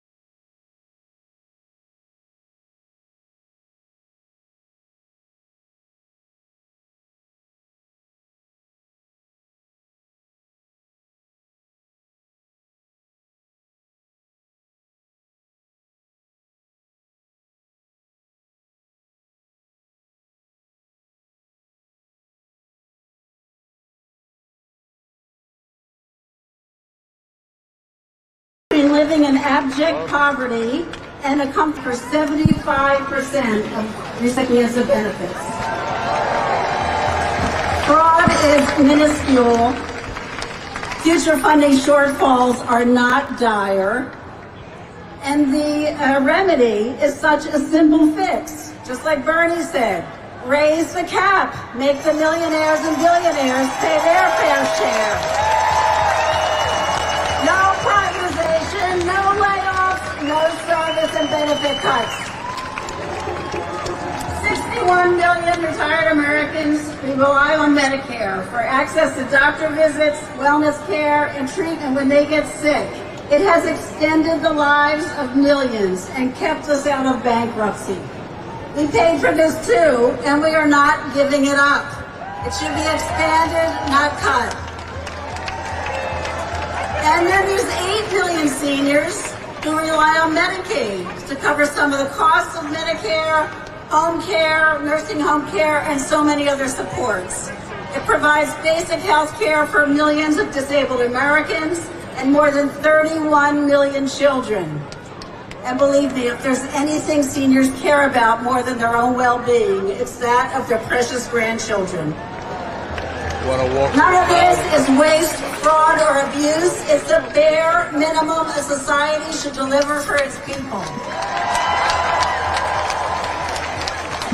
The Republicans are proposing $880 billion in cuts to Medicaid, which could put millions at risk immediately, including many of their own most fervent supporters. They see a big fat pot of money that they think should go to their billionaire donors. Okay, John and I are on the move. We're going to walk through the crowd and show you all the people that are still hanging around here. Clearly, the crowd is still energized, even though Bernie already spoke. And people are still hanging around to hear what the other speakers have to say on this Mayday in Philadelphia.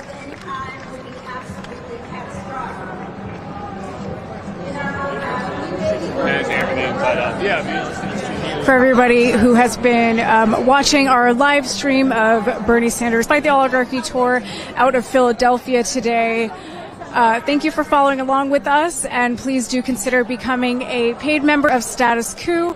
You can do that for as little as $5 a month at statuscoup.com/join. We have been talking to a lot of people in the crowd today, like that one woman that we just spoke with who shared her really a very sad story about struggle, and a lot of working people are struggling, and we are out here on the ground trying to lift up the voices of people who don't always get a chance to say anything. So again, it takes a lot of resources to actually be able to do this, to be on the ground, to just kind of pick up and go like John and I were able to. So please consider supporting us. Again, you can do that for as little as $5 a month at statuscoup.com/join. John and I would love to continue going out on the ground and doing these kinds of things, covering these kind of things, being your eyes and ears on the ground for everything that's going on in this country. And we can't do that without your support. So again, please consider supporting if you can. We are moving now through the crowd. There's going to be a march, so we are headed to the front of the march so that we can show you guys what's going on the ground right now. I think the march is going to get started soon, and if you enjoyed this, you should stay tuned for tomorrow and Saturday when John and I will be following Bernie across Pennsylvania to first Harrisburg tomorrow and then Bethlehem on Saturday. So we will keep bringing you this coverage of Bernie Sanders Fight the Oligarchy tour, and yeah, hang tight and stay tuned for more.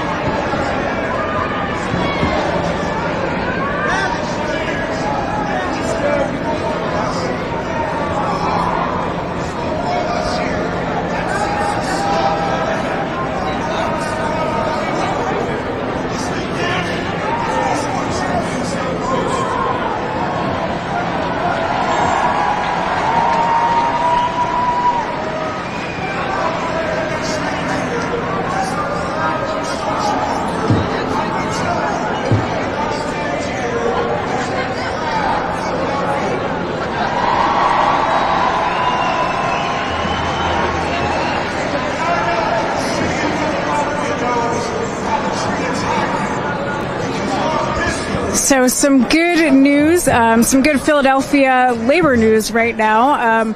Bloomberg just reported that Whole Foods Market's effort to overturn a unionization vote at a Philadelphia store was rejected by a U.S. Labor Board official, a step towards requiring Amazon.com Incorporated's grocery chain Whole Foods to collectively bargain with U.S. employees for the first time. So in a Monday filing, a National Labor Board hearing officer concluded Whole Foods' claims of election misconduct at the Philadelphia store should be overruled and the union should be formally certified.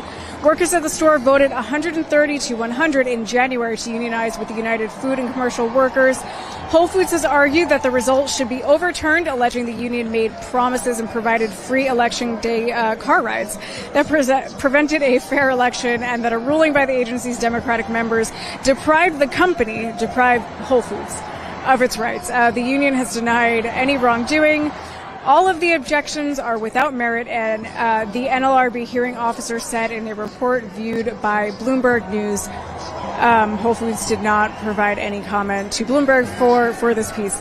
So some really, really good Mayday news for Philadelphia. So happy for those workers, and again, good news for Mayday.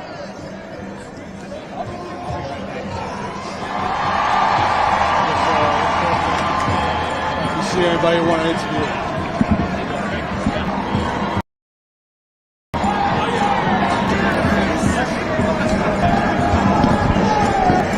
Danny texted and told us to be up here. I need to find water or soda or something. Okay. I don't know how you feel about sharing water. I have. No, save that. I'll be all right. You hold that for yourself. I have oranges, if that helps. That's okay. All right, we'll find water. Let's go get what she's saying.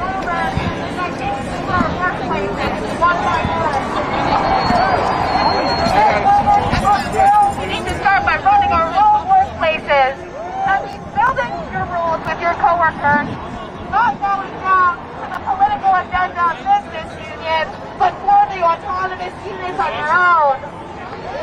Who keeps us safe? We keep us safe. Who keeps us safe? That's right, don't forget that. And make yourself a safer and safer person by building up structures of resistance everywhere you go. That's right. That's what a revolutionary does. That's right. Abolition is reconstruction. We are building the new world within the shell of the old. We're saying enough with this. Enough with capitalism. It's our turn. It's our turn to have a say.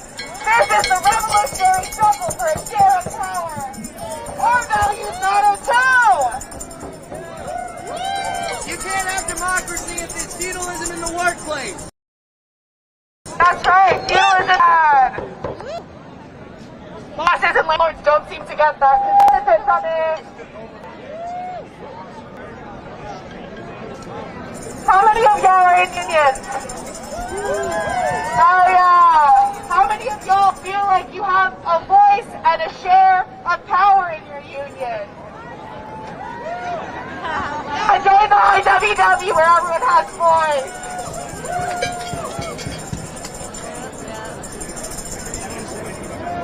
Intifada, intifada. Intifada, intifada. Mobilize the intifada. Mobilize the intifada. Intifada, intifada. Intifada, intifada. Long live the intifada. Long live the intifada. Intifada, intifada. Intifada, intifada. Long live the intifada.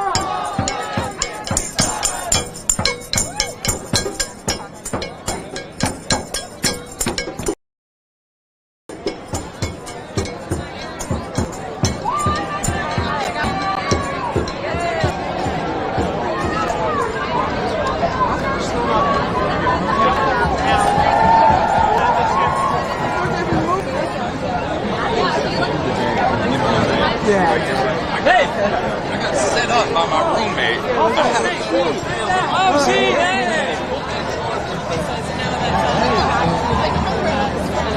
Okay, fine.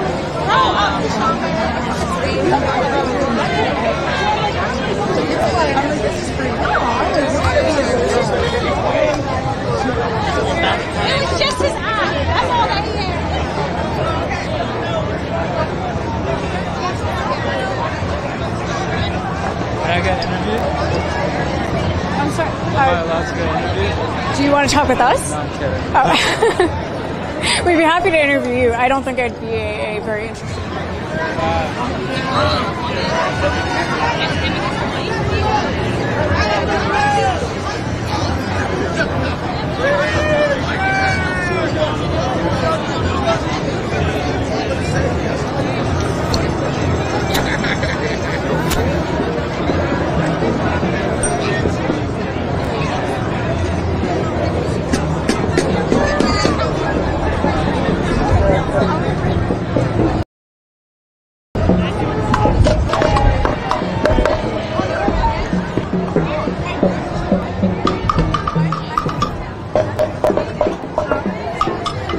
We saw your sign and wanted to see if you would explain that for us for the camera.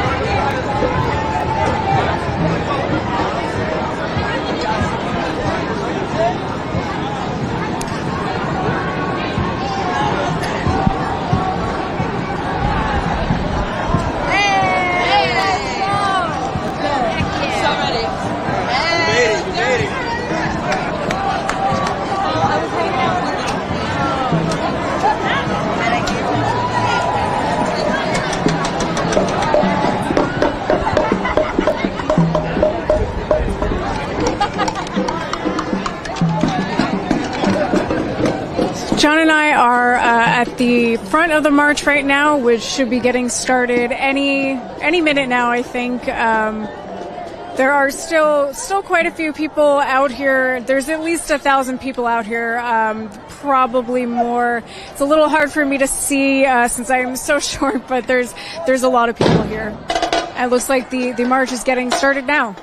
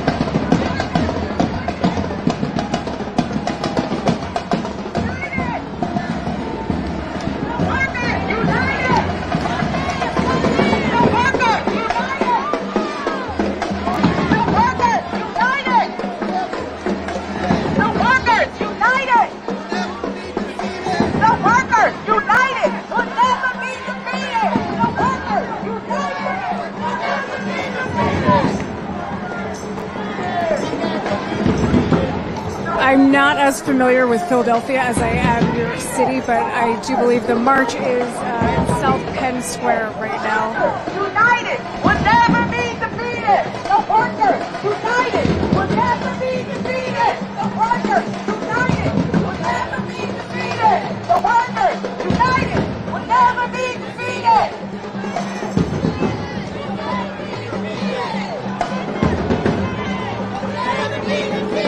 The workers united will never be defeated. Workers united will never be defeated. Workers united.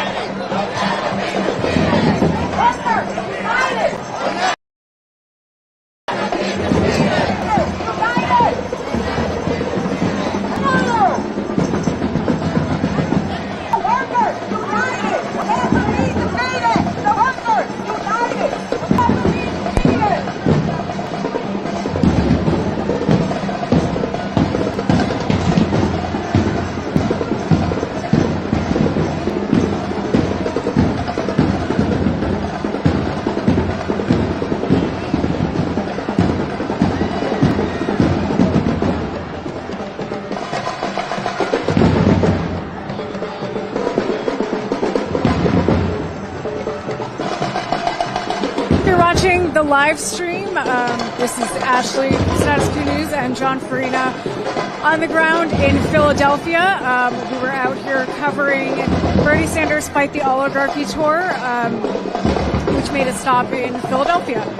And we are now watching this Mayday march that is headed away from City Hall in Philadelphia, where Bernie's rally was held a little bit earlier.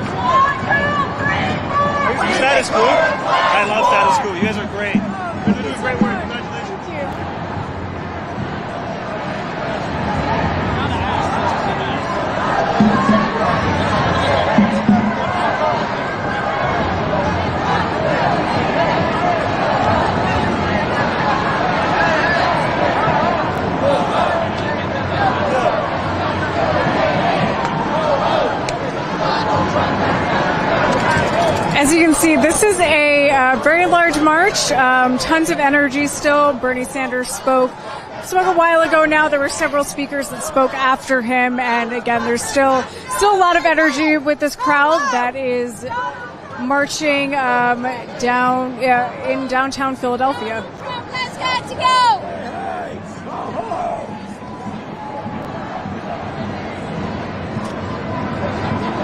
See anybody?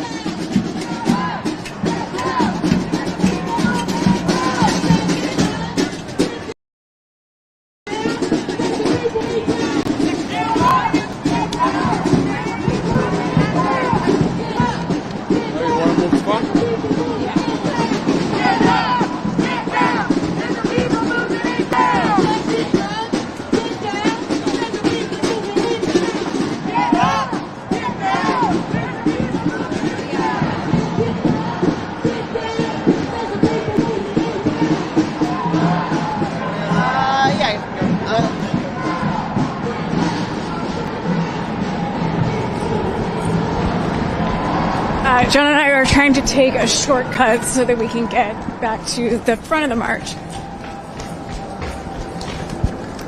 So sorry for the boring scenery for a second, but we will be back with the march very shortly.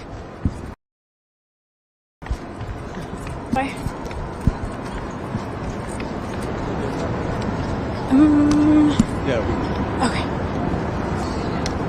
Okay, so and we're on the move. We'll be back with the march in just a few seconds, I'm sure.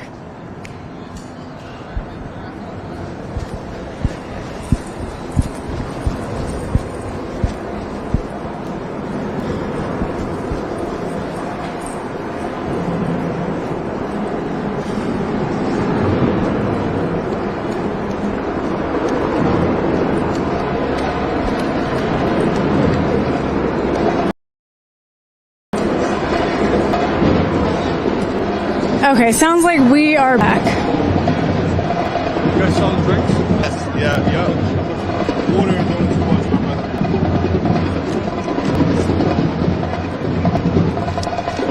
Yeah.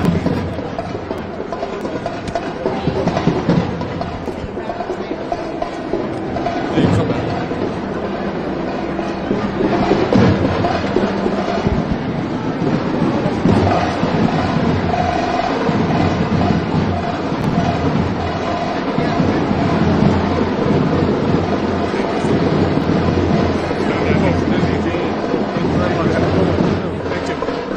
Pausing for a second. It's hot out. We need water, so apologies for the momentary break, but we are back to the front of the march now, which is being led by a Freedom for Palestine side. Two Freedom for Palestine flags.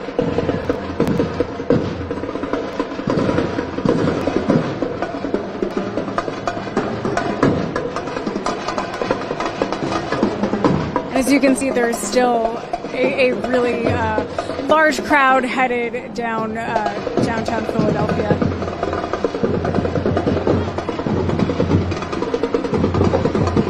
We are on JFK Boulevard right now.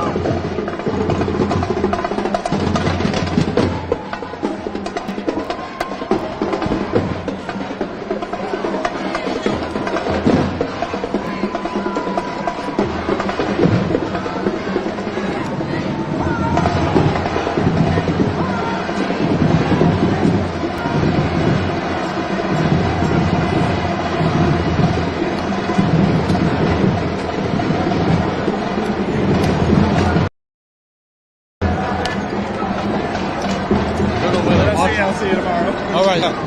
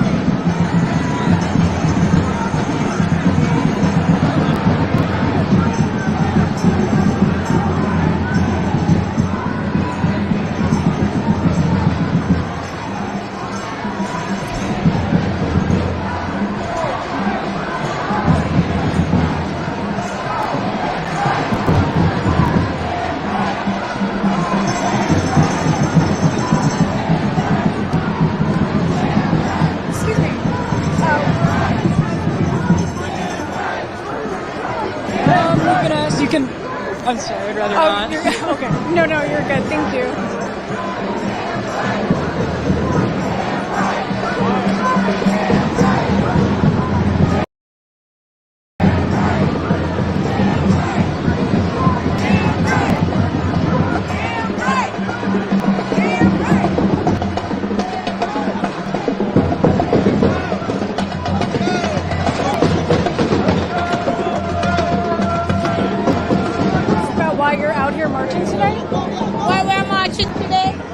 Because we need some more money. We need money. The hotel workers, they need money. Yes, we need some money. So we have to be demonstrating for that. Because we need money in the hotel. We work so hard. We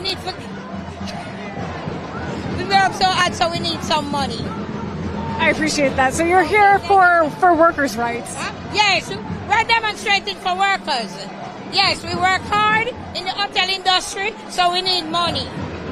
And do you feel like, the president who kind of got in on a promise that he was going to improve the lives of workers, yes. Do you feel like that's happening? No, well, we're hoping for the best. We're hoping for the best. Hoping for the best, okay? Thank you so much. Have a good one. You too. All right, we're still walking amidst people in the march, and we will keep interviewing people.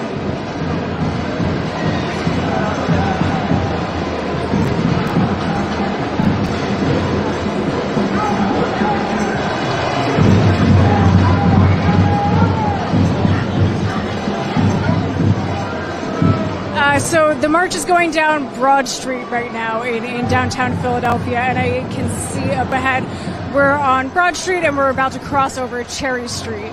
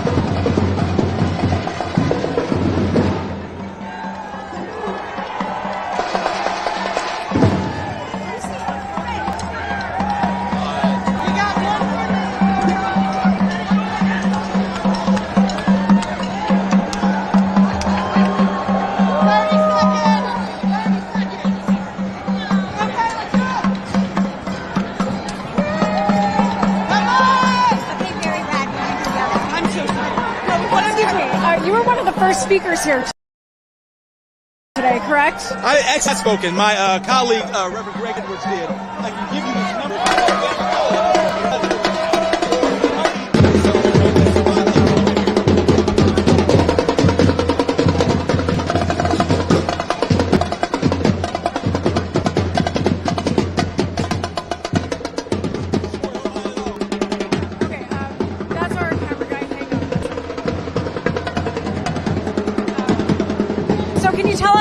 Why you're out here today for first the Bernie Sanders rally and now the Mayday March.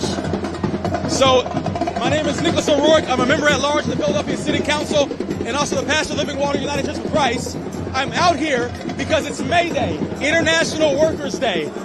I have been very clear in my own ministerial and faith journey about the importance of the relationship between labor and faith.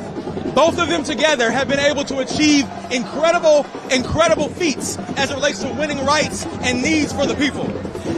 I'm out here because one of the essential components of that relationship, what really informs the idea that labor and faith can be together, is this concept of solidarity. And if that's not what Mayday is about, I don't know what is. So I'm happy to be out here to hear Bernie Sanders to come out and share his thoughts, to have so many people here in the city of Philadelphia of various expressions being able to stand together. I really think it's a beautiful expression. Absolutely. Thank you so much. Is there anything else that you would want to share with viewers of Status Coup about standing up for workers' rights on Mayday? Say it one more time. Is there anything else that you would want to share with viewers of Status Coup about upholding workers' rights on Mayday? Yes. Philadelphia right now is experiencing, and not just Philadelphia, really the whole Commonwealth, is experiencing a big deficit as it relates to transit funding. A lot of workers in the city of Philadelphia, in any city, rely on public transit to be able to get around. What we need is for people to pay attention to the need for us to get funding, a fully funded SEPTA, a fully funded transit system across the Commonwealth, so that workers can get to their jobs, to be able to put food on the table, and to be able to have a roof over their head. So we need people to get out on that. So make sure that as we're celebrating and observing May Day, that we're using it as a launching pad to win more for people. Absolutely. So you would comment on the importance of organizing outside of these big events? Say again? So you would say that it's important to be organizing outside of these big events, outside of the marches? Not outside, as a part of.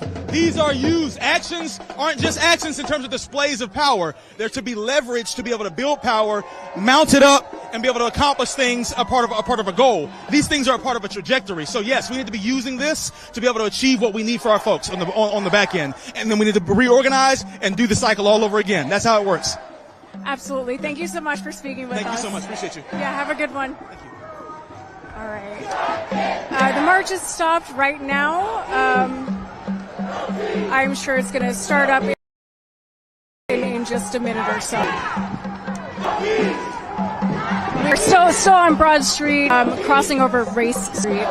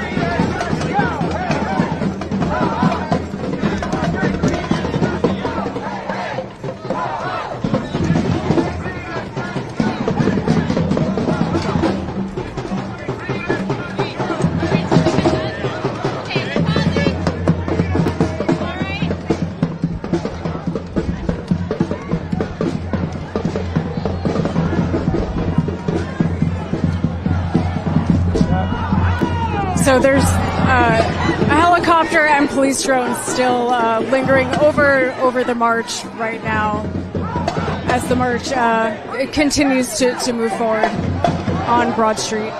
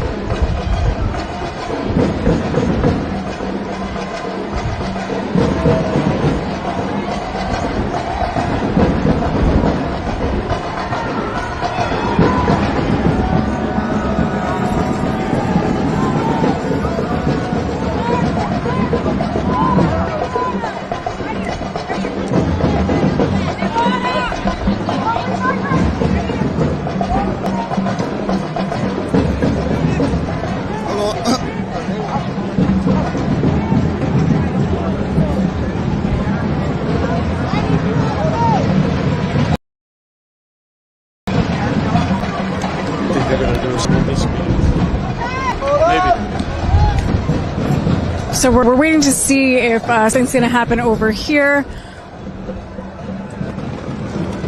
Possible act of civil disobedience. I don't know. We're not sure though.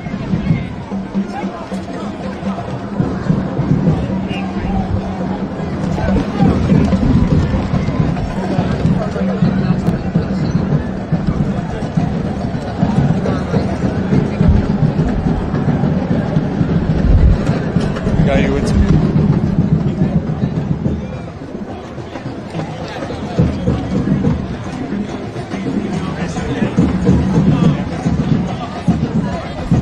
So we have a bunch of community leaders in Philadelphia on Broad and Vine Street right now, and the march has stalled. And John and I are here, waiting to see what's going to happen next.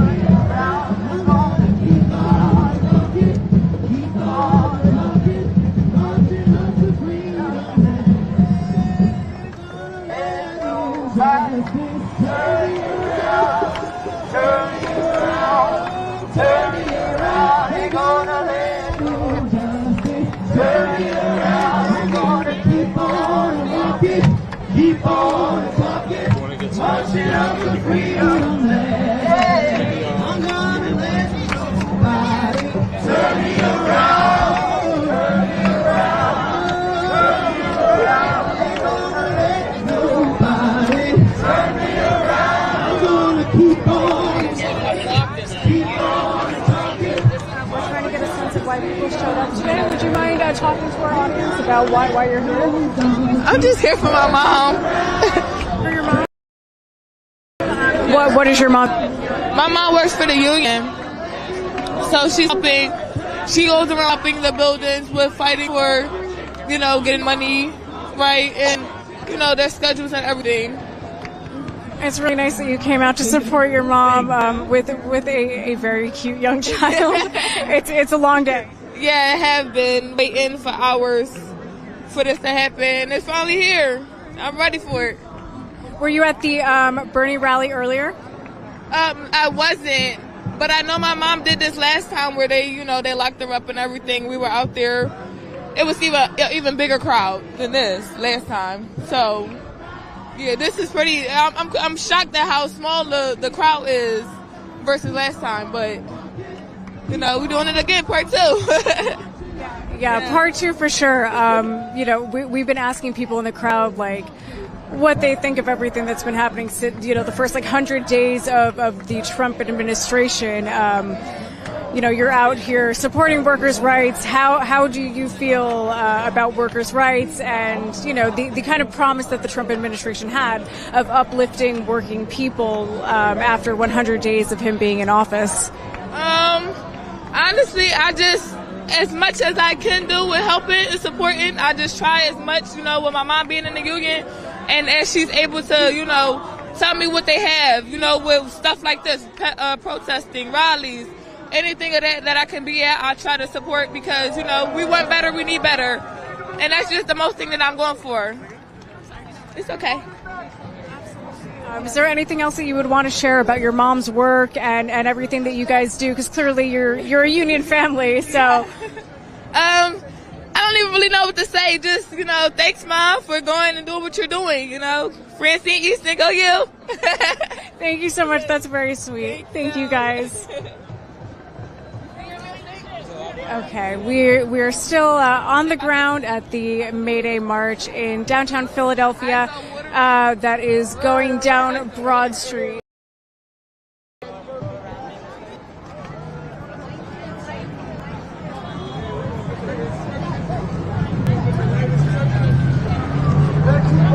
In the first line of then put your pod, line 1, line 2. 5 feet back in line 2.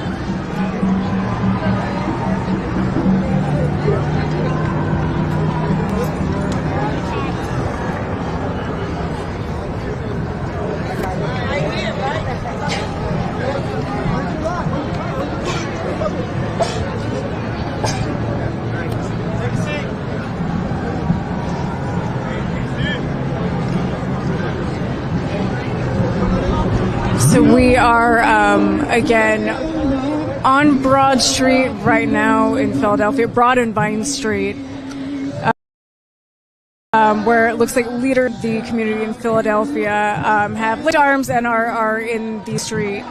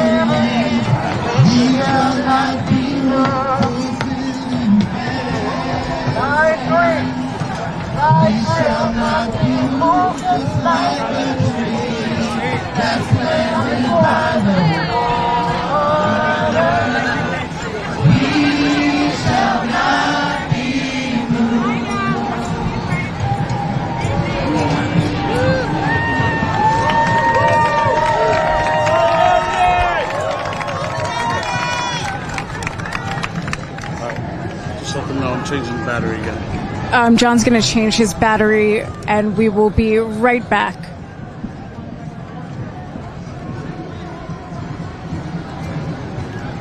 Only folks that on there.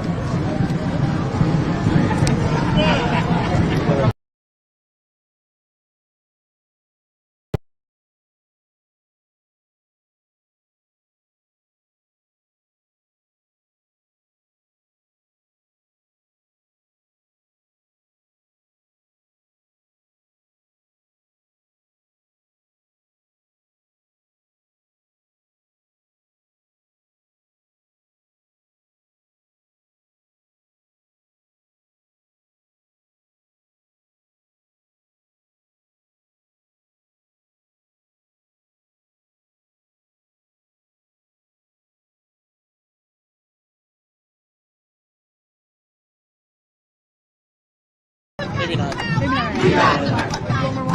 Union power. We got the power. Union power. We got the power. Union power. Union power. Union power. Union power. Union power. Stand up like that. Stand up like that! Stand up like that! Sometimes you stand up and fight back, sometimes you sit down and fight back. Hey!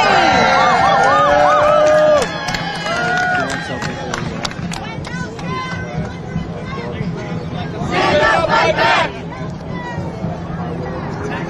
Stand up like that! Stand up like that!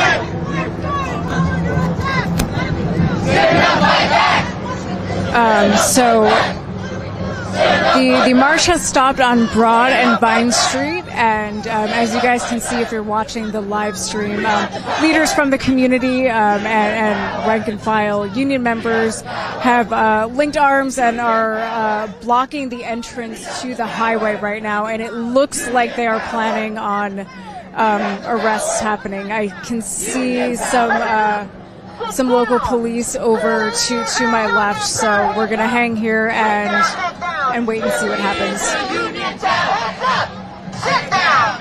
Really is a union town, hands up, sit down. Really is a union town, get up, get down. Really is a union town, get up, get down. Really is a union town, hands up, sit down. Really is a union town. Philly is a union town. Philly is a union town. That's right.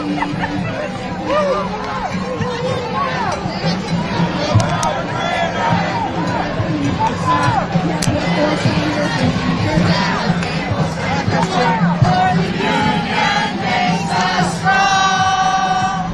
Solidarity forever.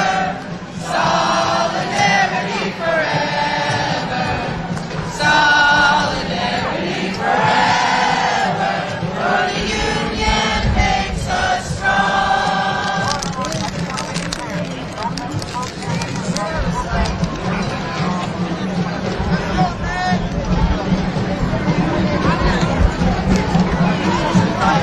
The union makes us strong.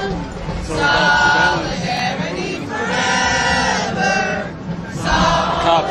Yeah, there is the audio-visual unit of the local police here documenting what's happening. So again, if you can see, John is filming. This guy with the camera right here is part of the police department.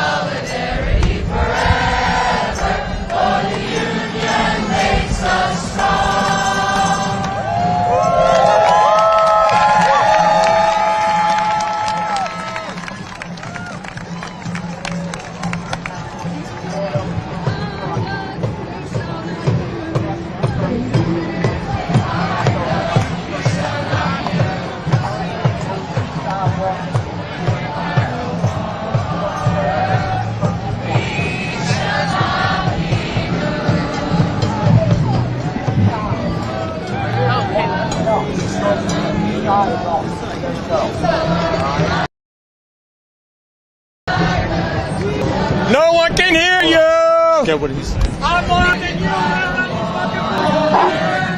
Philadelphia Police Department, we absolutely respect your First Amendment rights. I want you to know that.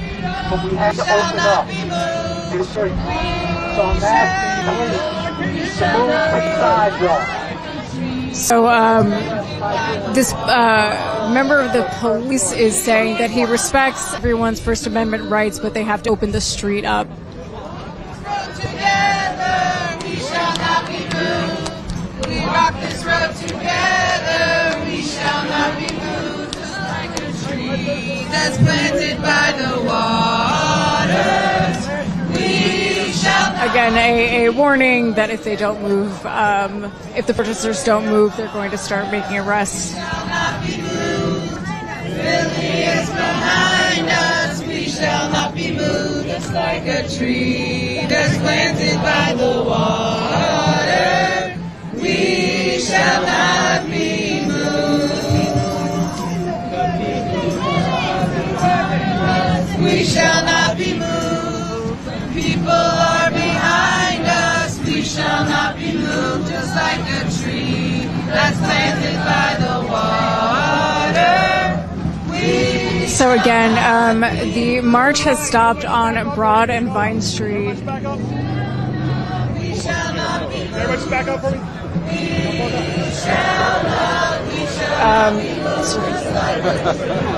Where we're being asked to back up so the police can take a photo of the protesters who are currently blocking the entrance to Interstate 95. Fighting for our children, we shall not be moved. Just like a tree that's planted by the water, we shall not be moved. We shall not be moved. There's about 60 people who, as you can see on the live stream, have linked arms, are sitting in front of the entrance to the highway on Broad and Vine Street in Philadelphia.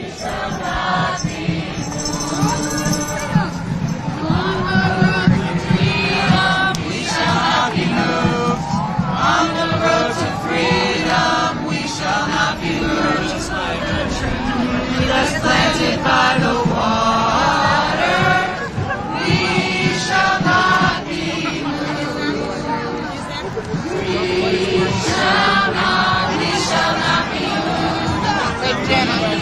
shall not be moved. We shall not be moved. Just like a tree that's planted by the If we just open this up for a second and then we can take turns getting a picture with a wider view.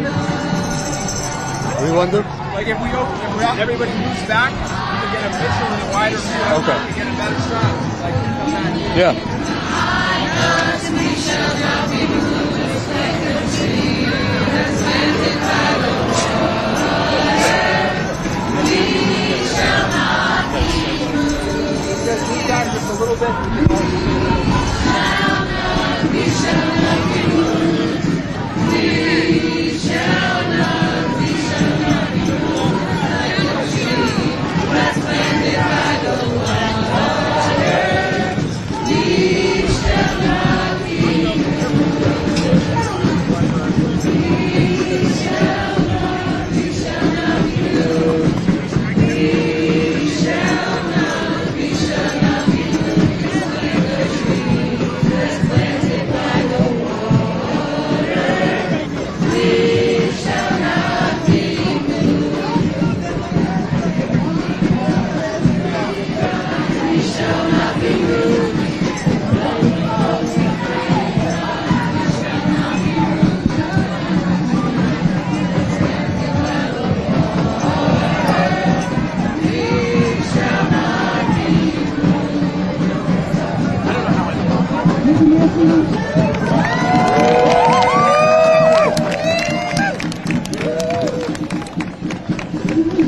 Workers over what? Workers over what? Workers over what? Workers over what? People before what? People before what? People before what?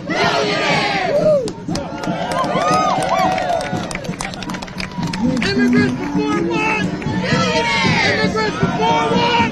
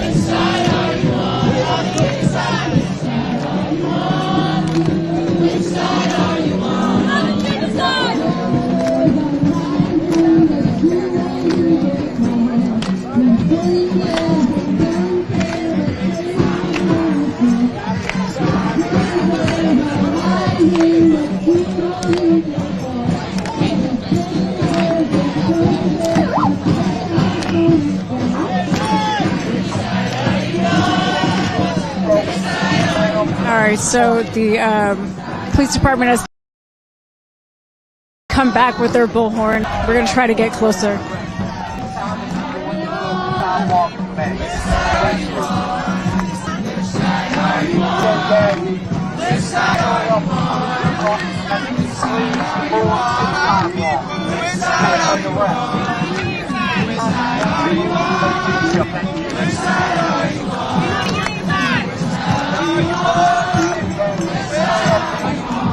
So the police department is attempting to be heard on the bullhorn over the chants and singing of the protesters who are blocking the highway right now in downtown Philadelphia on Broad and Vine Street. And it does not appear to be working. I cannot hear a word that this guy is saying.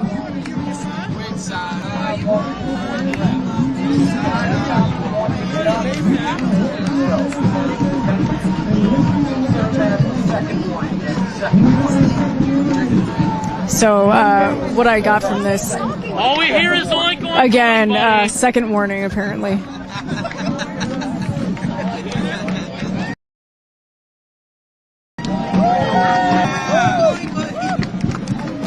That was a good one. That was funny. That was a good one.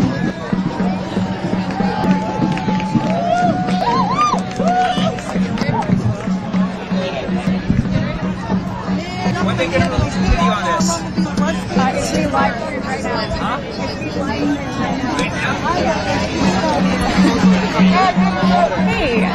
Hey, we spoke earlier today.